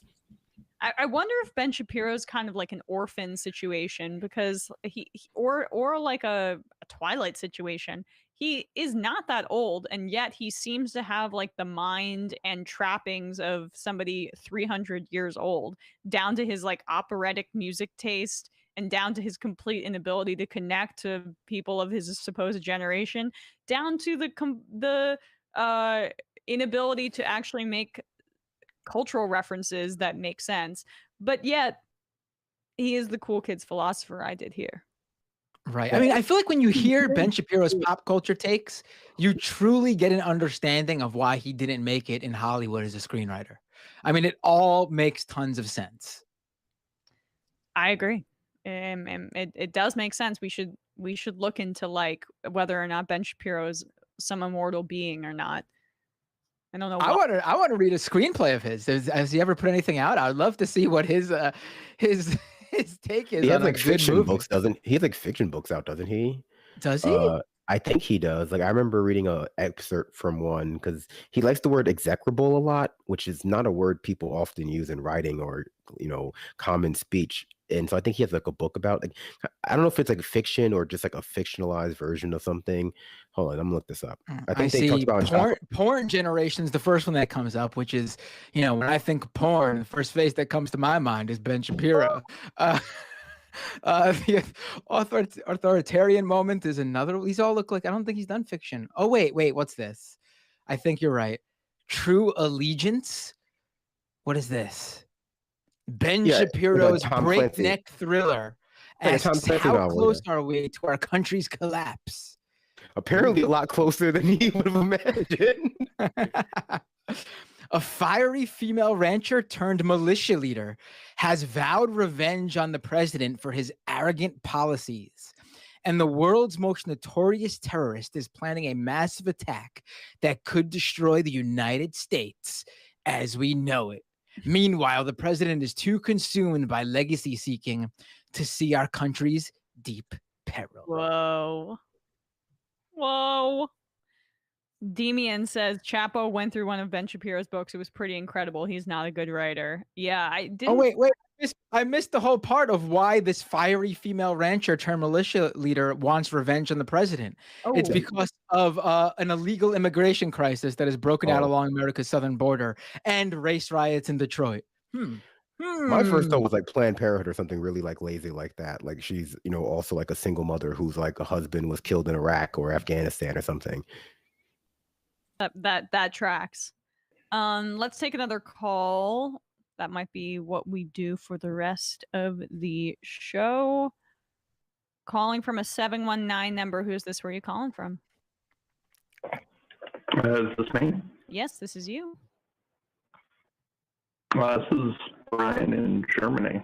Brian in Germany. How are you? Pretty good. What are you calling about? I guess sort of, I don't know, sorry, first time, long time. I guess more about the Ukraine situation. I kind of just wanted to hear you guys' takes on like what you would want to see as a good resolution or as something that could happen, because I basically don't think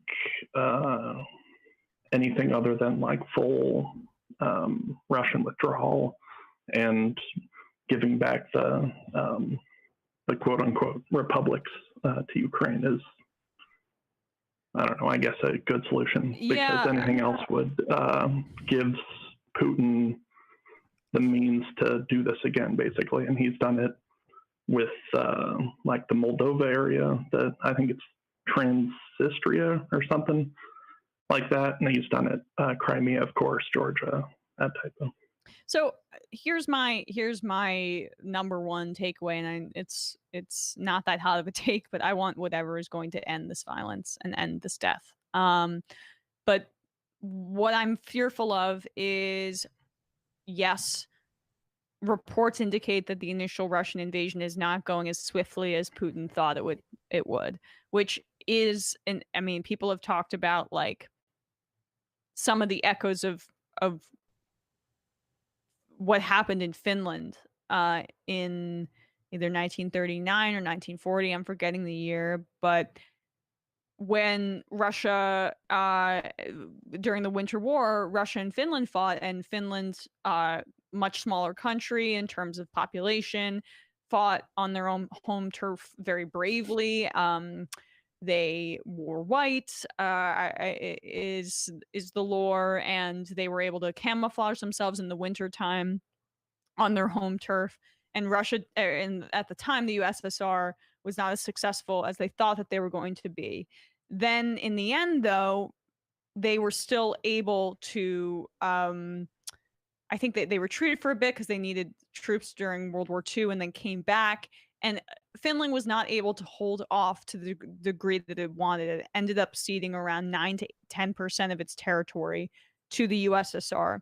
And there was an agreement put in place that Finland would be a neutral state and it would not join NATO in the end. And that holds to this day. And so Finland did have to give up some of the territory to the USSR. And I think that may be what happens, what we're in Ukraine in the end. Again, prognostication is take this with a million grains of salt. I did not anticipate how aggressive Putin has been, and who knows if he's in his right mind enough to actually take a deal like that.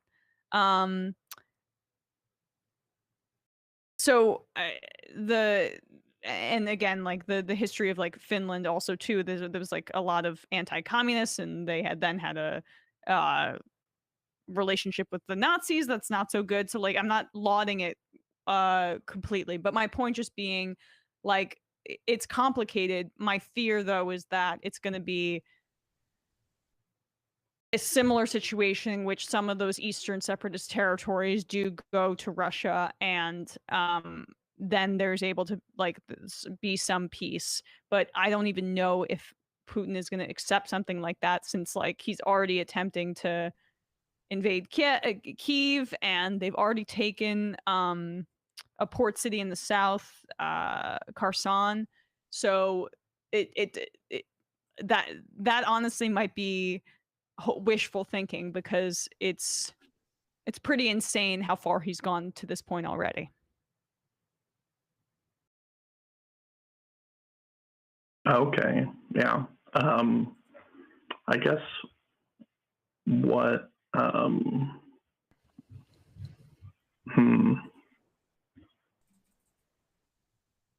to think what else I was thinking of asking. I guess, do you think it's reasonable at all it seems like fear-mongering about like potential nuclear war? Yes, because it is reasonable. I don't think it's fear-mongering at all. If the United States gets involved, that's two of the countries engaging in conflict, and together it's 90% of the world's nukes. That is something that needs to be avoided at every cost. I guess, I mean, in terms of if the front, I guess a proxy war keeps happening, because I don't think it makes sense from anything on the Russian side to launch nukes into an area they want or anything like that. And given historical precedents, like all the close calls we've had has been stopped by mutiny, I guess. And they've all been... I'm not, you don't even want, like, there is no way to even, you can't fuck with that, dude. Like that. You can't even speculate. I mean, nothing that they've done has made any sense. Yeah. Okay. Yeah. I guess. That's just I mean. Okay. Last question, and then we'll hang up and we can answer. Sure. I guess, do you have any interest in, I guess, hearing from people in Russia? Because I think I have a couple friends there, and they seem to be, I mean, they all seem to be trying to leave, but it doesn't seem to be super easy. Yeah, and I don't send think us an there's email any, at majorityreporters@gmail.com, and we'll look into it. All right. Have a good one, man. All right. Thank you. Bye. Yeah. Take care. Also, the guest they had on Doomed last week, he's a big fan of Sam Seder, and so he probably would want to come on the show. So I'll get you his contact, Emma, so Sam could reach out. He's really good. Okay. Cool. I gotta add. Oh, let me add something first about what the caller was talking about. I think, we really can't even speculate about anything, and so I think it's just weird to. I mean, if you want to just in talking with someone, at home or whatever, fine. But I would never speculate about any of this in front of people and tell you I know what's going on or this person knows. I really don't think you could even guess at this point. We don't know what's happening. I mean, to me, the really amazing thing from the side of that really just shows you how you can't even track anything here in terms of what could happen is there's been no real attempt from Russia, from Putin's angle, from Putin's side to even control any sort of narrative. We see Russian state media being blocked because people don't want to hear anchors talk about oh, Putin is right, or this is why he's doing it. But in terms of proof of what Putin is saying, when we invaded Iraq, what's some of the first media that came out? Iraqis welcoming troops, children mingling with Iraqi children mingling with soldiers giving children little trinkets or whatever.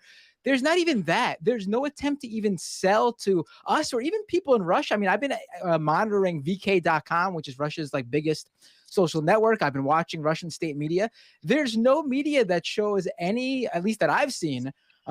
Please send it my way if you have any pro-Russian sentiments from the Ukrainian side. I haven't seen anything. It's so bizarre. Not even again, I'm not even saying this stuff is real. Not even them attempting to fake it. It's just they don't even care. Seemingly, it's so bizarre. That might just be more to more of a commentary on Americans' ability to believe propaganda at a level that is distinct from other countries in the world, which may or may not be true. But also it's the proximity. How much propaganda would be possible to put out there when there's such a close ethnic ties and also geographic ties to the country. If we were invading Mexico at the time, how that would play out is a bit of a different question, and also there's a question of our own media's ability to one thing that makes it even more difficult to track this conflict, like the caller was saying, is the fear mongering on our own in our own media spaces has a distinct lack of reality to it too. So trying to find good sources for what's actually going on the ground that aren't being filtered through people who don't have the kind of journalistic or moral integrity to sort of represent what's happening or skill of wartime reporting, and this again, a lot of stuff goes down to some of the same questions about COVID-19. We just don't really have good infrastructure here that includes information infrastructure. It does include a good geopolitical understanding of the world, broadly speaking, throughout our culture. So when stuff like this happens, people are rightfully afraid of the prospect of nuclear war, but that's just part of another, that's just one of many things people are grasping around in the dark trying to understand. What are the possibilities of nuclear war? What are our responsibilities to Ukraine? Where is Ukraine? So I mean, I think it's at times like this where I think we really would have liked to have a better journalism infrastructure, a better sort of connections with really better understanding in America of how to source information from other European websites, etc. So I think it's just there's just a lack of media literacy and a lack of serious media in this country that ends up biting us in the butt when it comes to actually having to understand real things that are happening versus disseminating propaganda. Yeah, and I will also say I mean, Sam's made this point before. Putin like did not lay a propaganda groundwork in the West that was sufficient to cover his ass when he, when he invaded, right? Like the United States did that for a year in the build up to the Iraq War. And Putin kind of more impulsively did this, even though he had, of course, with Crimea in 2014, laid some sort of groundwork territorially. But it was the response was swifter because it was so sudden, at least in terms of like the way that the West perceived it. All right, let's take another call. Well, first, I gotta really quick. Ryan Cole tweeted at me, and my entire understanding of the historic timeline is now forever changed. Apparently, I did not know this. Picasso lived longer than Jackson Pollock. Wow. I never realized that. Pollock died in the 1950s. Picasso lived into the early 70s. I assume because Picasso was born in the 1800s that he was from, he lived and died in the 1800s. Wow, I did not realize that he outlived Pollock. My mind is blown. We do have a 308 number on the horn, though. I picked it up before you started speaking. Sorry, Bender. Calling from a 308. Who's this? Where are you calling from? Hey, it is Kowalski from Nebraska. There it is. Hi, Kowalski. How you doing? Oh, not too bad. Hauling the most expensive corn I've ever owned into the elevator. Wow. What is it made of? Actually, gold? Quite insane. Is it made of gold? I mean, it's almost worth $8 a bushel, which is insane. In 2018, it was less than $3.50. So there you go. That's not basically. Well, it's not good because it's going to drag all the inputs up and it's going to create a lot of other issues, and it's completely predicated on fellow farmers getting screwed in the Ukraine and Russia. So I was going to give just a brief agricultural update. It'll probably be the last time I'll do this for a while. I doubt much will change and it'll just sound like noise, but it looks like the U.S. and the EU are taking this pretty seriously. Pretty much all ag programs that pull ground out of production for conservation is probably going to get thrown into production. Doesn't really help us with fertilizer. There's still going to be a massive shortage, but this will help.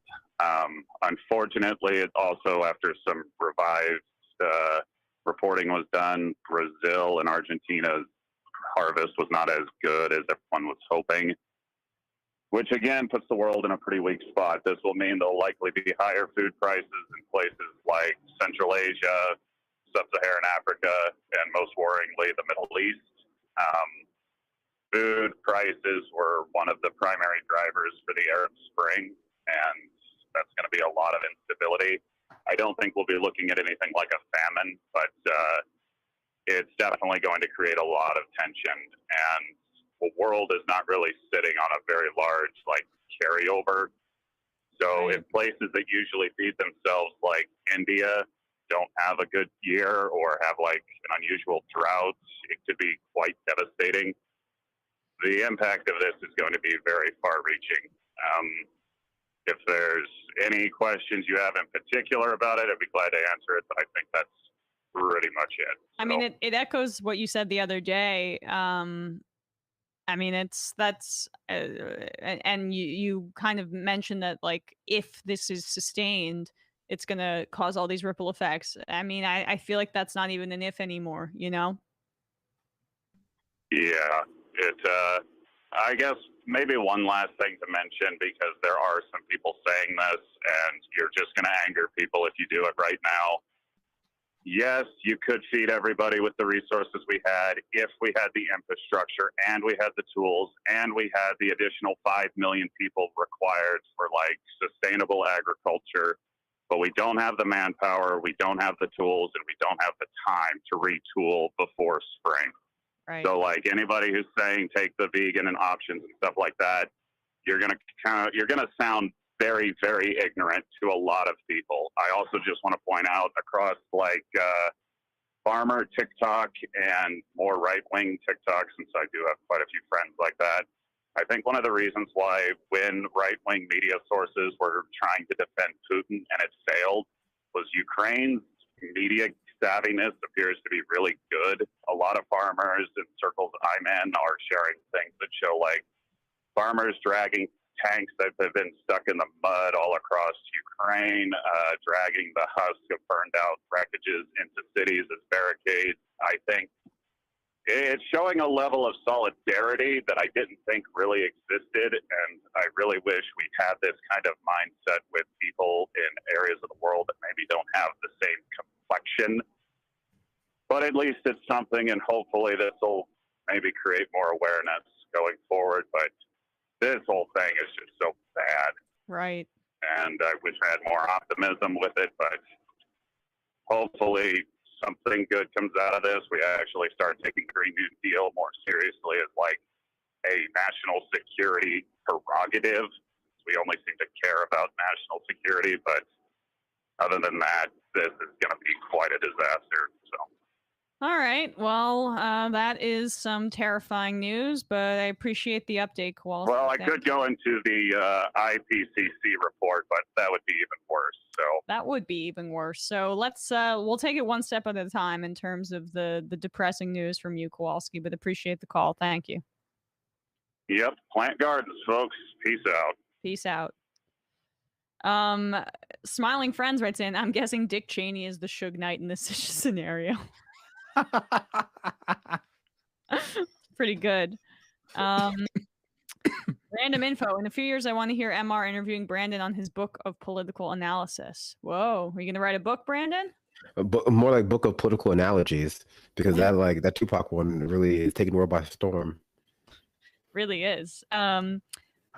Alt-right Sam writes in, Binder is more like the Screaming Trees lead singer Mark Lanigan, rest in power. Both had successful solo careers, then mysteriously died. Oh, Biden, not Binder. Then mysteriously died. That's when someone comes from behind Binder, and it's just like, oh my God. I was like, what the hell? What's going on here? We were talking about M. Night Shyamalan earlier. Like, this is just Binder's been dead the whole time. It's the Sixth Sense situation. All right, Sam. Biden is more like the Screaming Trees lead singer Mark Lanigan, rest in power. Both had successful solo careers, then mysteriously died before reaching their full potential. I mean, did Biden have a successful solo career, and is he dead? I'm like, just not the. I mean, not exactly sure what that means. Assume just writes in D's nuts. Thank you. Emma's malapropism. Shout out to Bradley. You're doing great with a lot on your plate. Props to you both for keeping the ship afloat with a lean crew. Yes, thank you. Today's been a fucking disaster. Anyway, and it's like really not. We actually tried something new with the audio that I think we might have figured out what's going on. So thank you for bearing with us, guys.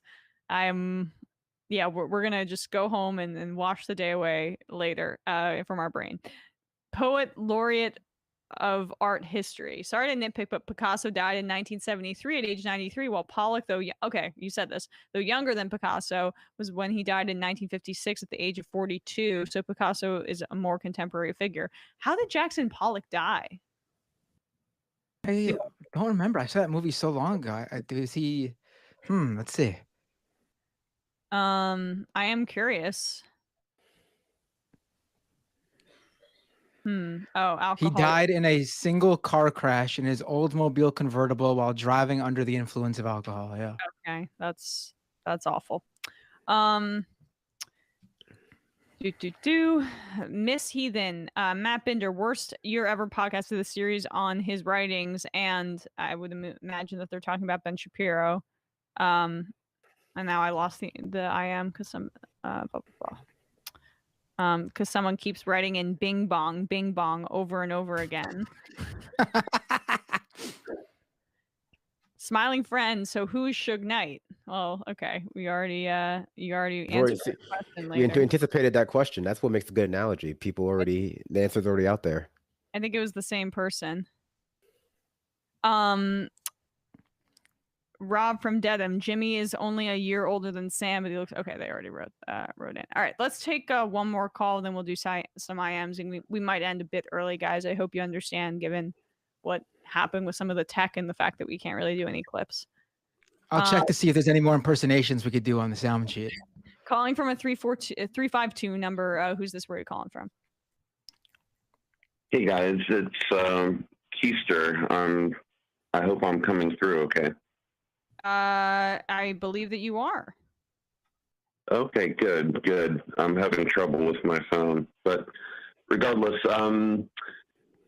there may be evidence that you showed early on in the program that Russian police are possibly siding with the people, or beginning to. The lady who survived the siege at what is now St. Petersburg, if you noticed, they helped hold up her sign as they walked her away. You know, normally they, in previous clips that I've seen, the police would rip the signs, out of the protesters' hands, possibly rip up the signs as well. But they literally held on to the sign, and kept it up, or both signs, I believe, and kept them upright and visible as they walked her away. So what's your point about that? That the police may be beginning to side with the people. Either they have much respect for this lady, or they may be turning, to be on the side of the people instead of the regime. I hope so. I mean, I don't know. I mean, it's hard to say, right? Because dissent is so tamped down and stifled. But there can't be a ton of glee within some of the ranks in Russia, given how swift the international response has been, and especially with reports of how isolated Putin is. There's a good chance that there is some dissent within the ranks. I just don't. I do not have the understanding to speculate. But of course, I'm just basing I'm just basing on what you showed earlier in the program. That's it. Yeah. All right. Well, I appreciate it. Thanks so much. Yep. Take care. Later. Bye. All right. We'll take actually one more call.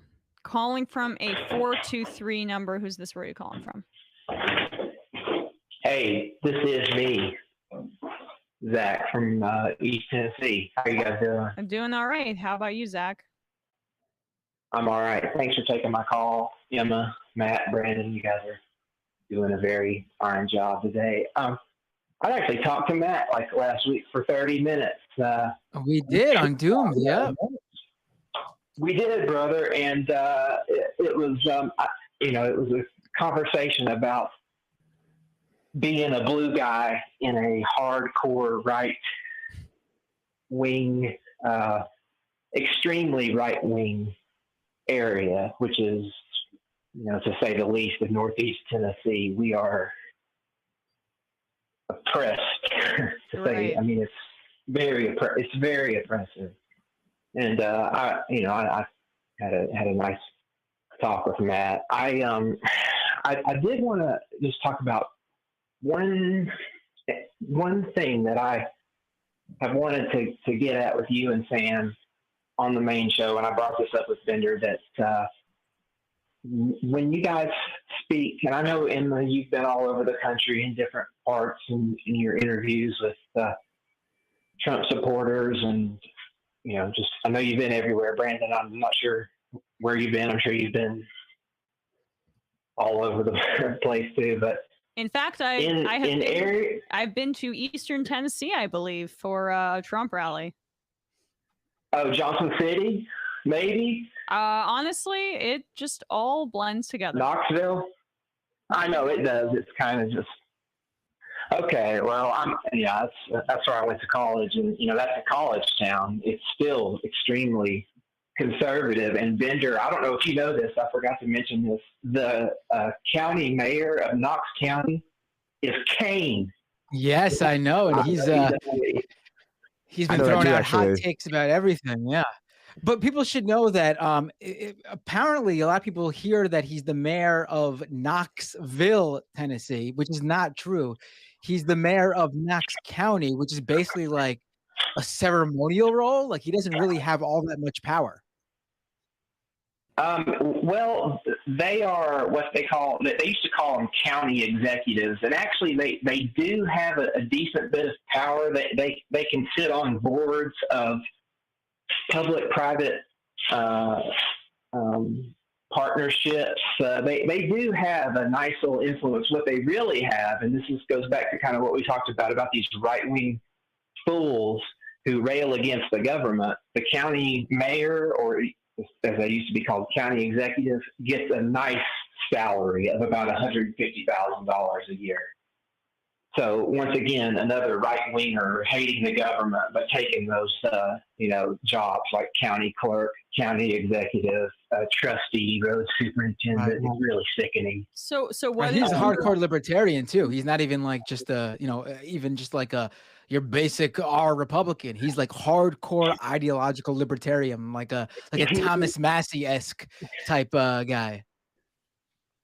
He's awful, and the mayor of Knoxville, the actual city mayor, is a semi-left of center lady named India Kincannon, and she's pretty well liked. You were probably getting ready to say, "What is your point?" Well, not so crudely. No, I'm saying it because I was rambling. Slogans like, I know I'm going to get all kinds of crap, but slogans like defund the police, even though I think Cori Bush, who I love, and I'm for these people, that stuff just gets zero. It gets all hate. Yes. In areas like this where we're trying to build just something, we've got nothing, and we're trying to build. As I talked with Bender about, we're trying to build some type of support system for people on the left, center left, like me, and it's every little slip, every little this area has been strafed with right-wing media for 30 years. Like I said, Bill Clinton was the last person to win, the last presidential candidate to take Tennessee. That was 1996, which was the same year Fox News launched. Okay. So Zach, and so those things are. Do you really think that those things are? I'm not talking about your good. district. I'm not talking about your district when I talk about this. And I'm sorry to cut you off, but when I criticize Biden for going out of his way to yell "fund the police" at the State of the Union and say you don't want to defund the police, right? I'm not talking about like your specific community, right? And if you're I know. Hold on, if you're organizing on that level, like then steer away from that. That's fine, right?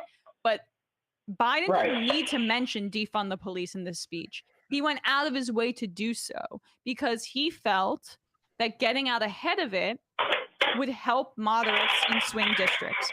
I think he's wrong. He did not need to mention it. He didn't need to mention it at all because you know what happens? We tried to play the clip earlier. Doesn't matter. Turn around and they're going to criticize you for it anyway. So the point is you're kicking the left and bringing it up unnecessarily and putting it in people's minds. Like, he didn't need to talk about it. So I agree. I actually agree with that. It is the fact that slogan kind of exists and keeps getting pushed. It's pushed by who?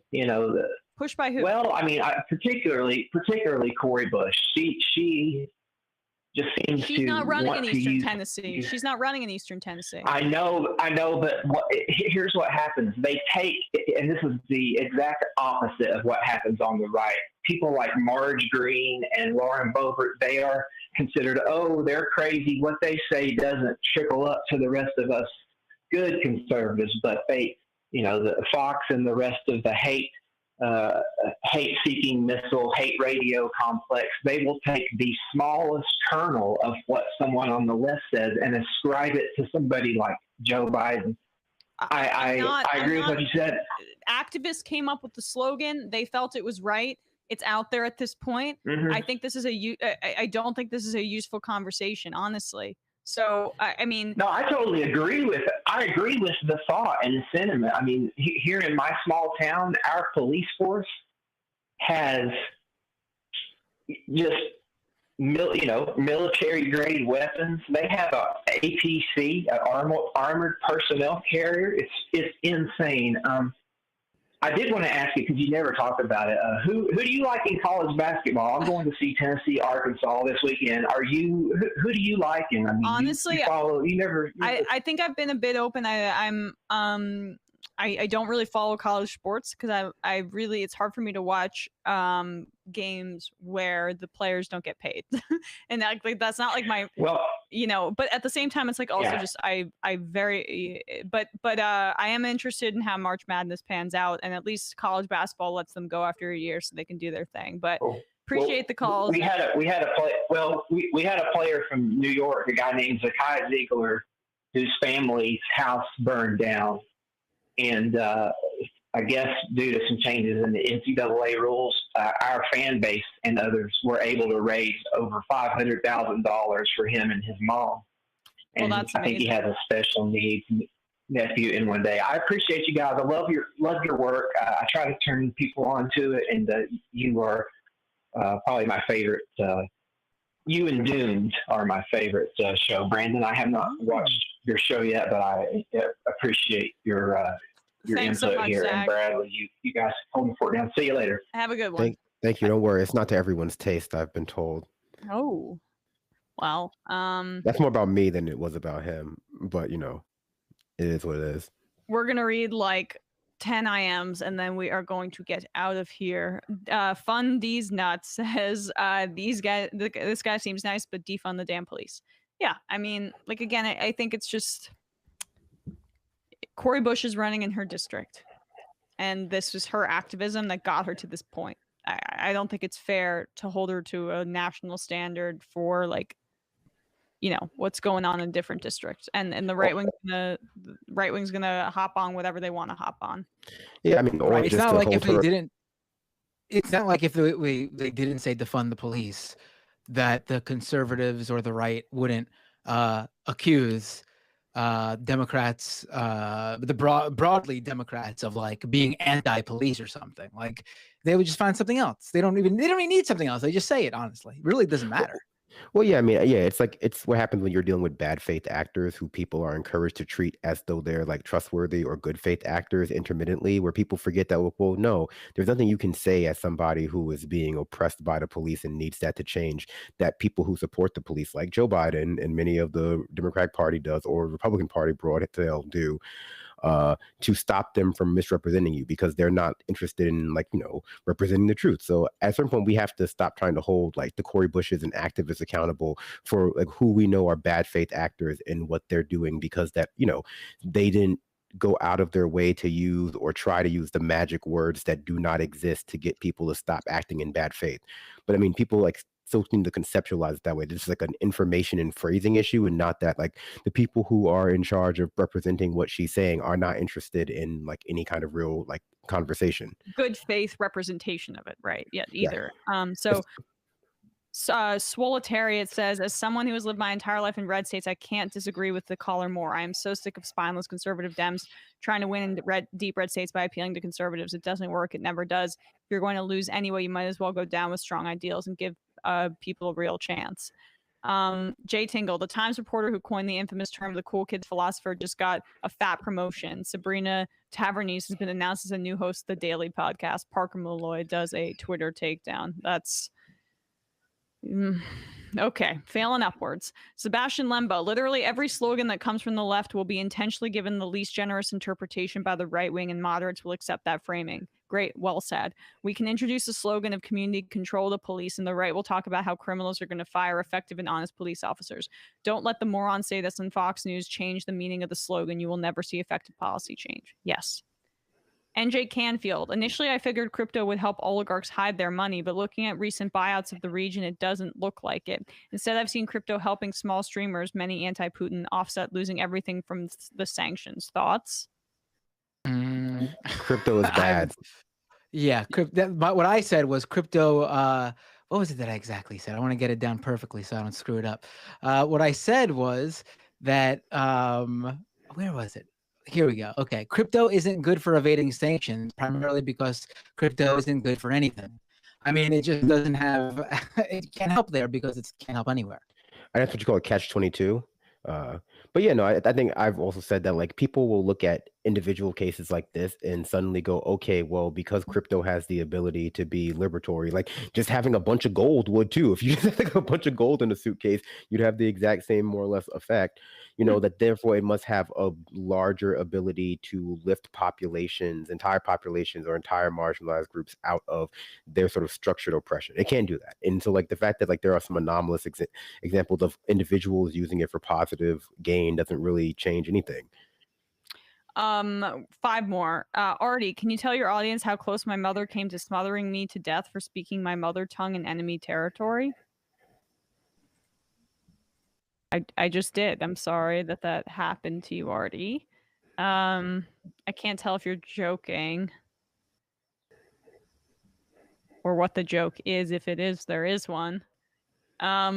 District Jabroni, the defund movement is going to end up being more successful on local levels where the funding comes from. Democrats on the national level will never support it as long as they are focused on courting the upper middle class suburban types. Those folks find it pretty unpopular. It's clear what voices national Democrats are interested in listening to. 100%. Go on, Brandon. Oh, me? No, yeah, I mean, yeah, exactly. I was going to say, and the suburban types don't want police in their communities. That's why they move to the suburbs. They want police in your communities, which is why it's like why when we talk about like how it plays in other places, like, yeah, but you know, how it plays in not necessarily East Tennessee, but in like the suburbs of New Jersey, it's how they think police, you know, are going to act in not their town, but like in New York. And then like the crime will just, you know, spread out into the suburbs if it's not contained there. Baltimore live show, EBNB. Have you guys discussed DeSantis bullying kids into taking their masks off? It was certainly staged, but dude is pure garbage for using kids like that. I think we did try to discuss it at the very least. We did, and there was this cool audio loop in the background. You should check it out. It's really, really wild. Yeah.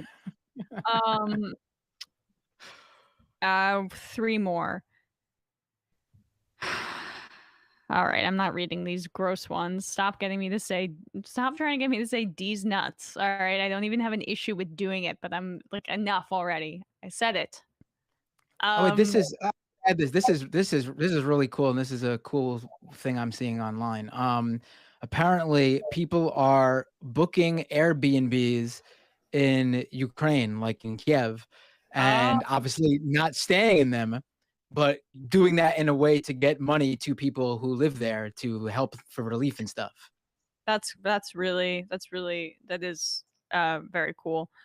That's thoughtful. That's really thoughtful, and that's why I feel bad for thinking you were going to say those nuts as opposed to the response. I thought it was about to be some sort of setup. Yeah. Oh no, I actually saw it and I had no idea what you guys were talking about while I was reading it. I have very one-track mind sometimes. So once I saw it, you guys could have said anything and I would have probably ignored it. Dr. Shapiro's dab. Joe Biden is the prince of politics. He ferociously pleasures the American body politic, and the wet spot is staining the bed sheet. All right, God. Prince also almost ran over Michael Jackson and I think, oh my God, Quincy Jones after a charity concert. So I guess that's also like Joe Biden. Joe Biden's near. Well, no, that's more like Caitlyn Jenner, vehicular manslaughter. Well, in this case, Quincy Jones is Afghanistan, and I feel like we're doing like live action Ben Garrison comics, but with Quincy Jones is Afghanistan, and Michael Jackson is the American dollar. And the final IM of the day, M. Night Twist, Ben Shapiro actually coined the phrase hump day. Haha, no, that's still me. All right, guys, thank you for bearing with us. Have a great day. We will see you tomorrow. It might take all the strength I got to get to where I want, but I know somehow I'm gonna get there. I wasn't looking when I just got caught between the truth and the light bulb. But finding out won't make me feel any better. Yeah, I know the clock is ticking, but the meds are gonna kick in, and my pilot light shining bright. I guess somewhere the choice was made for the option where you don't get paid.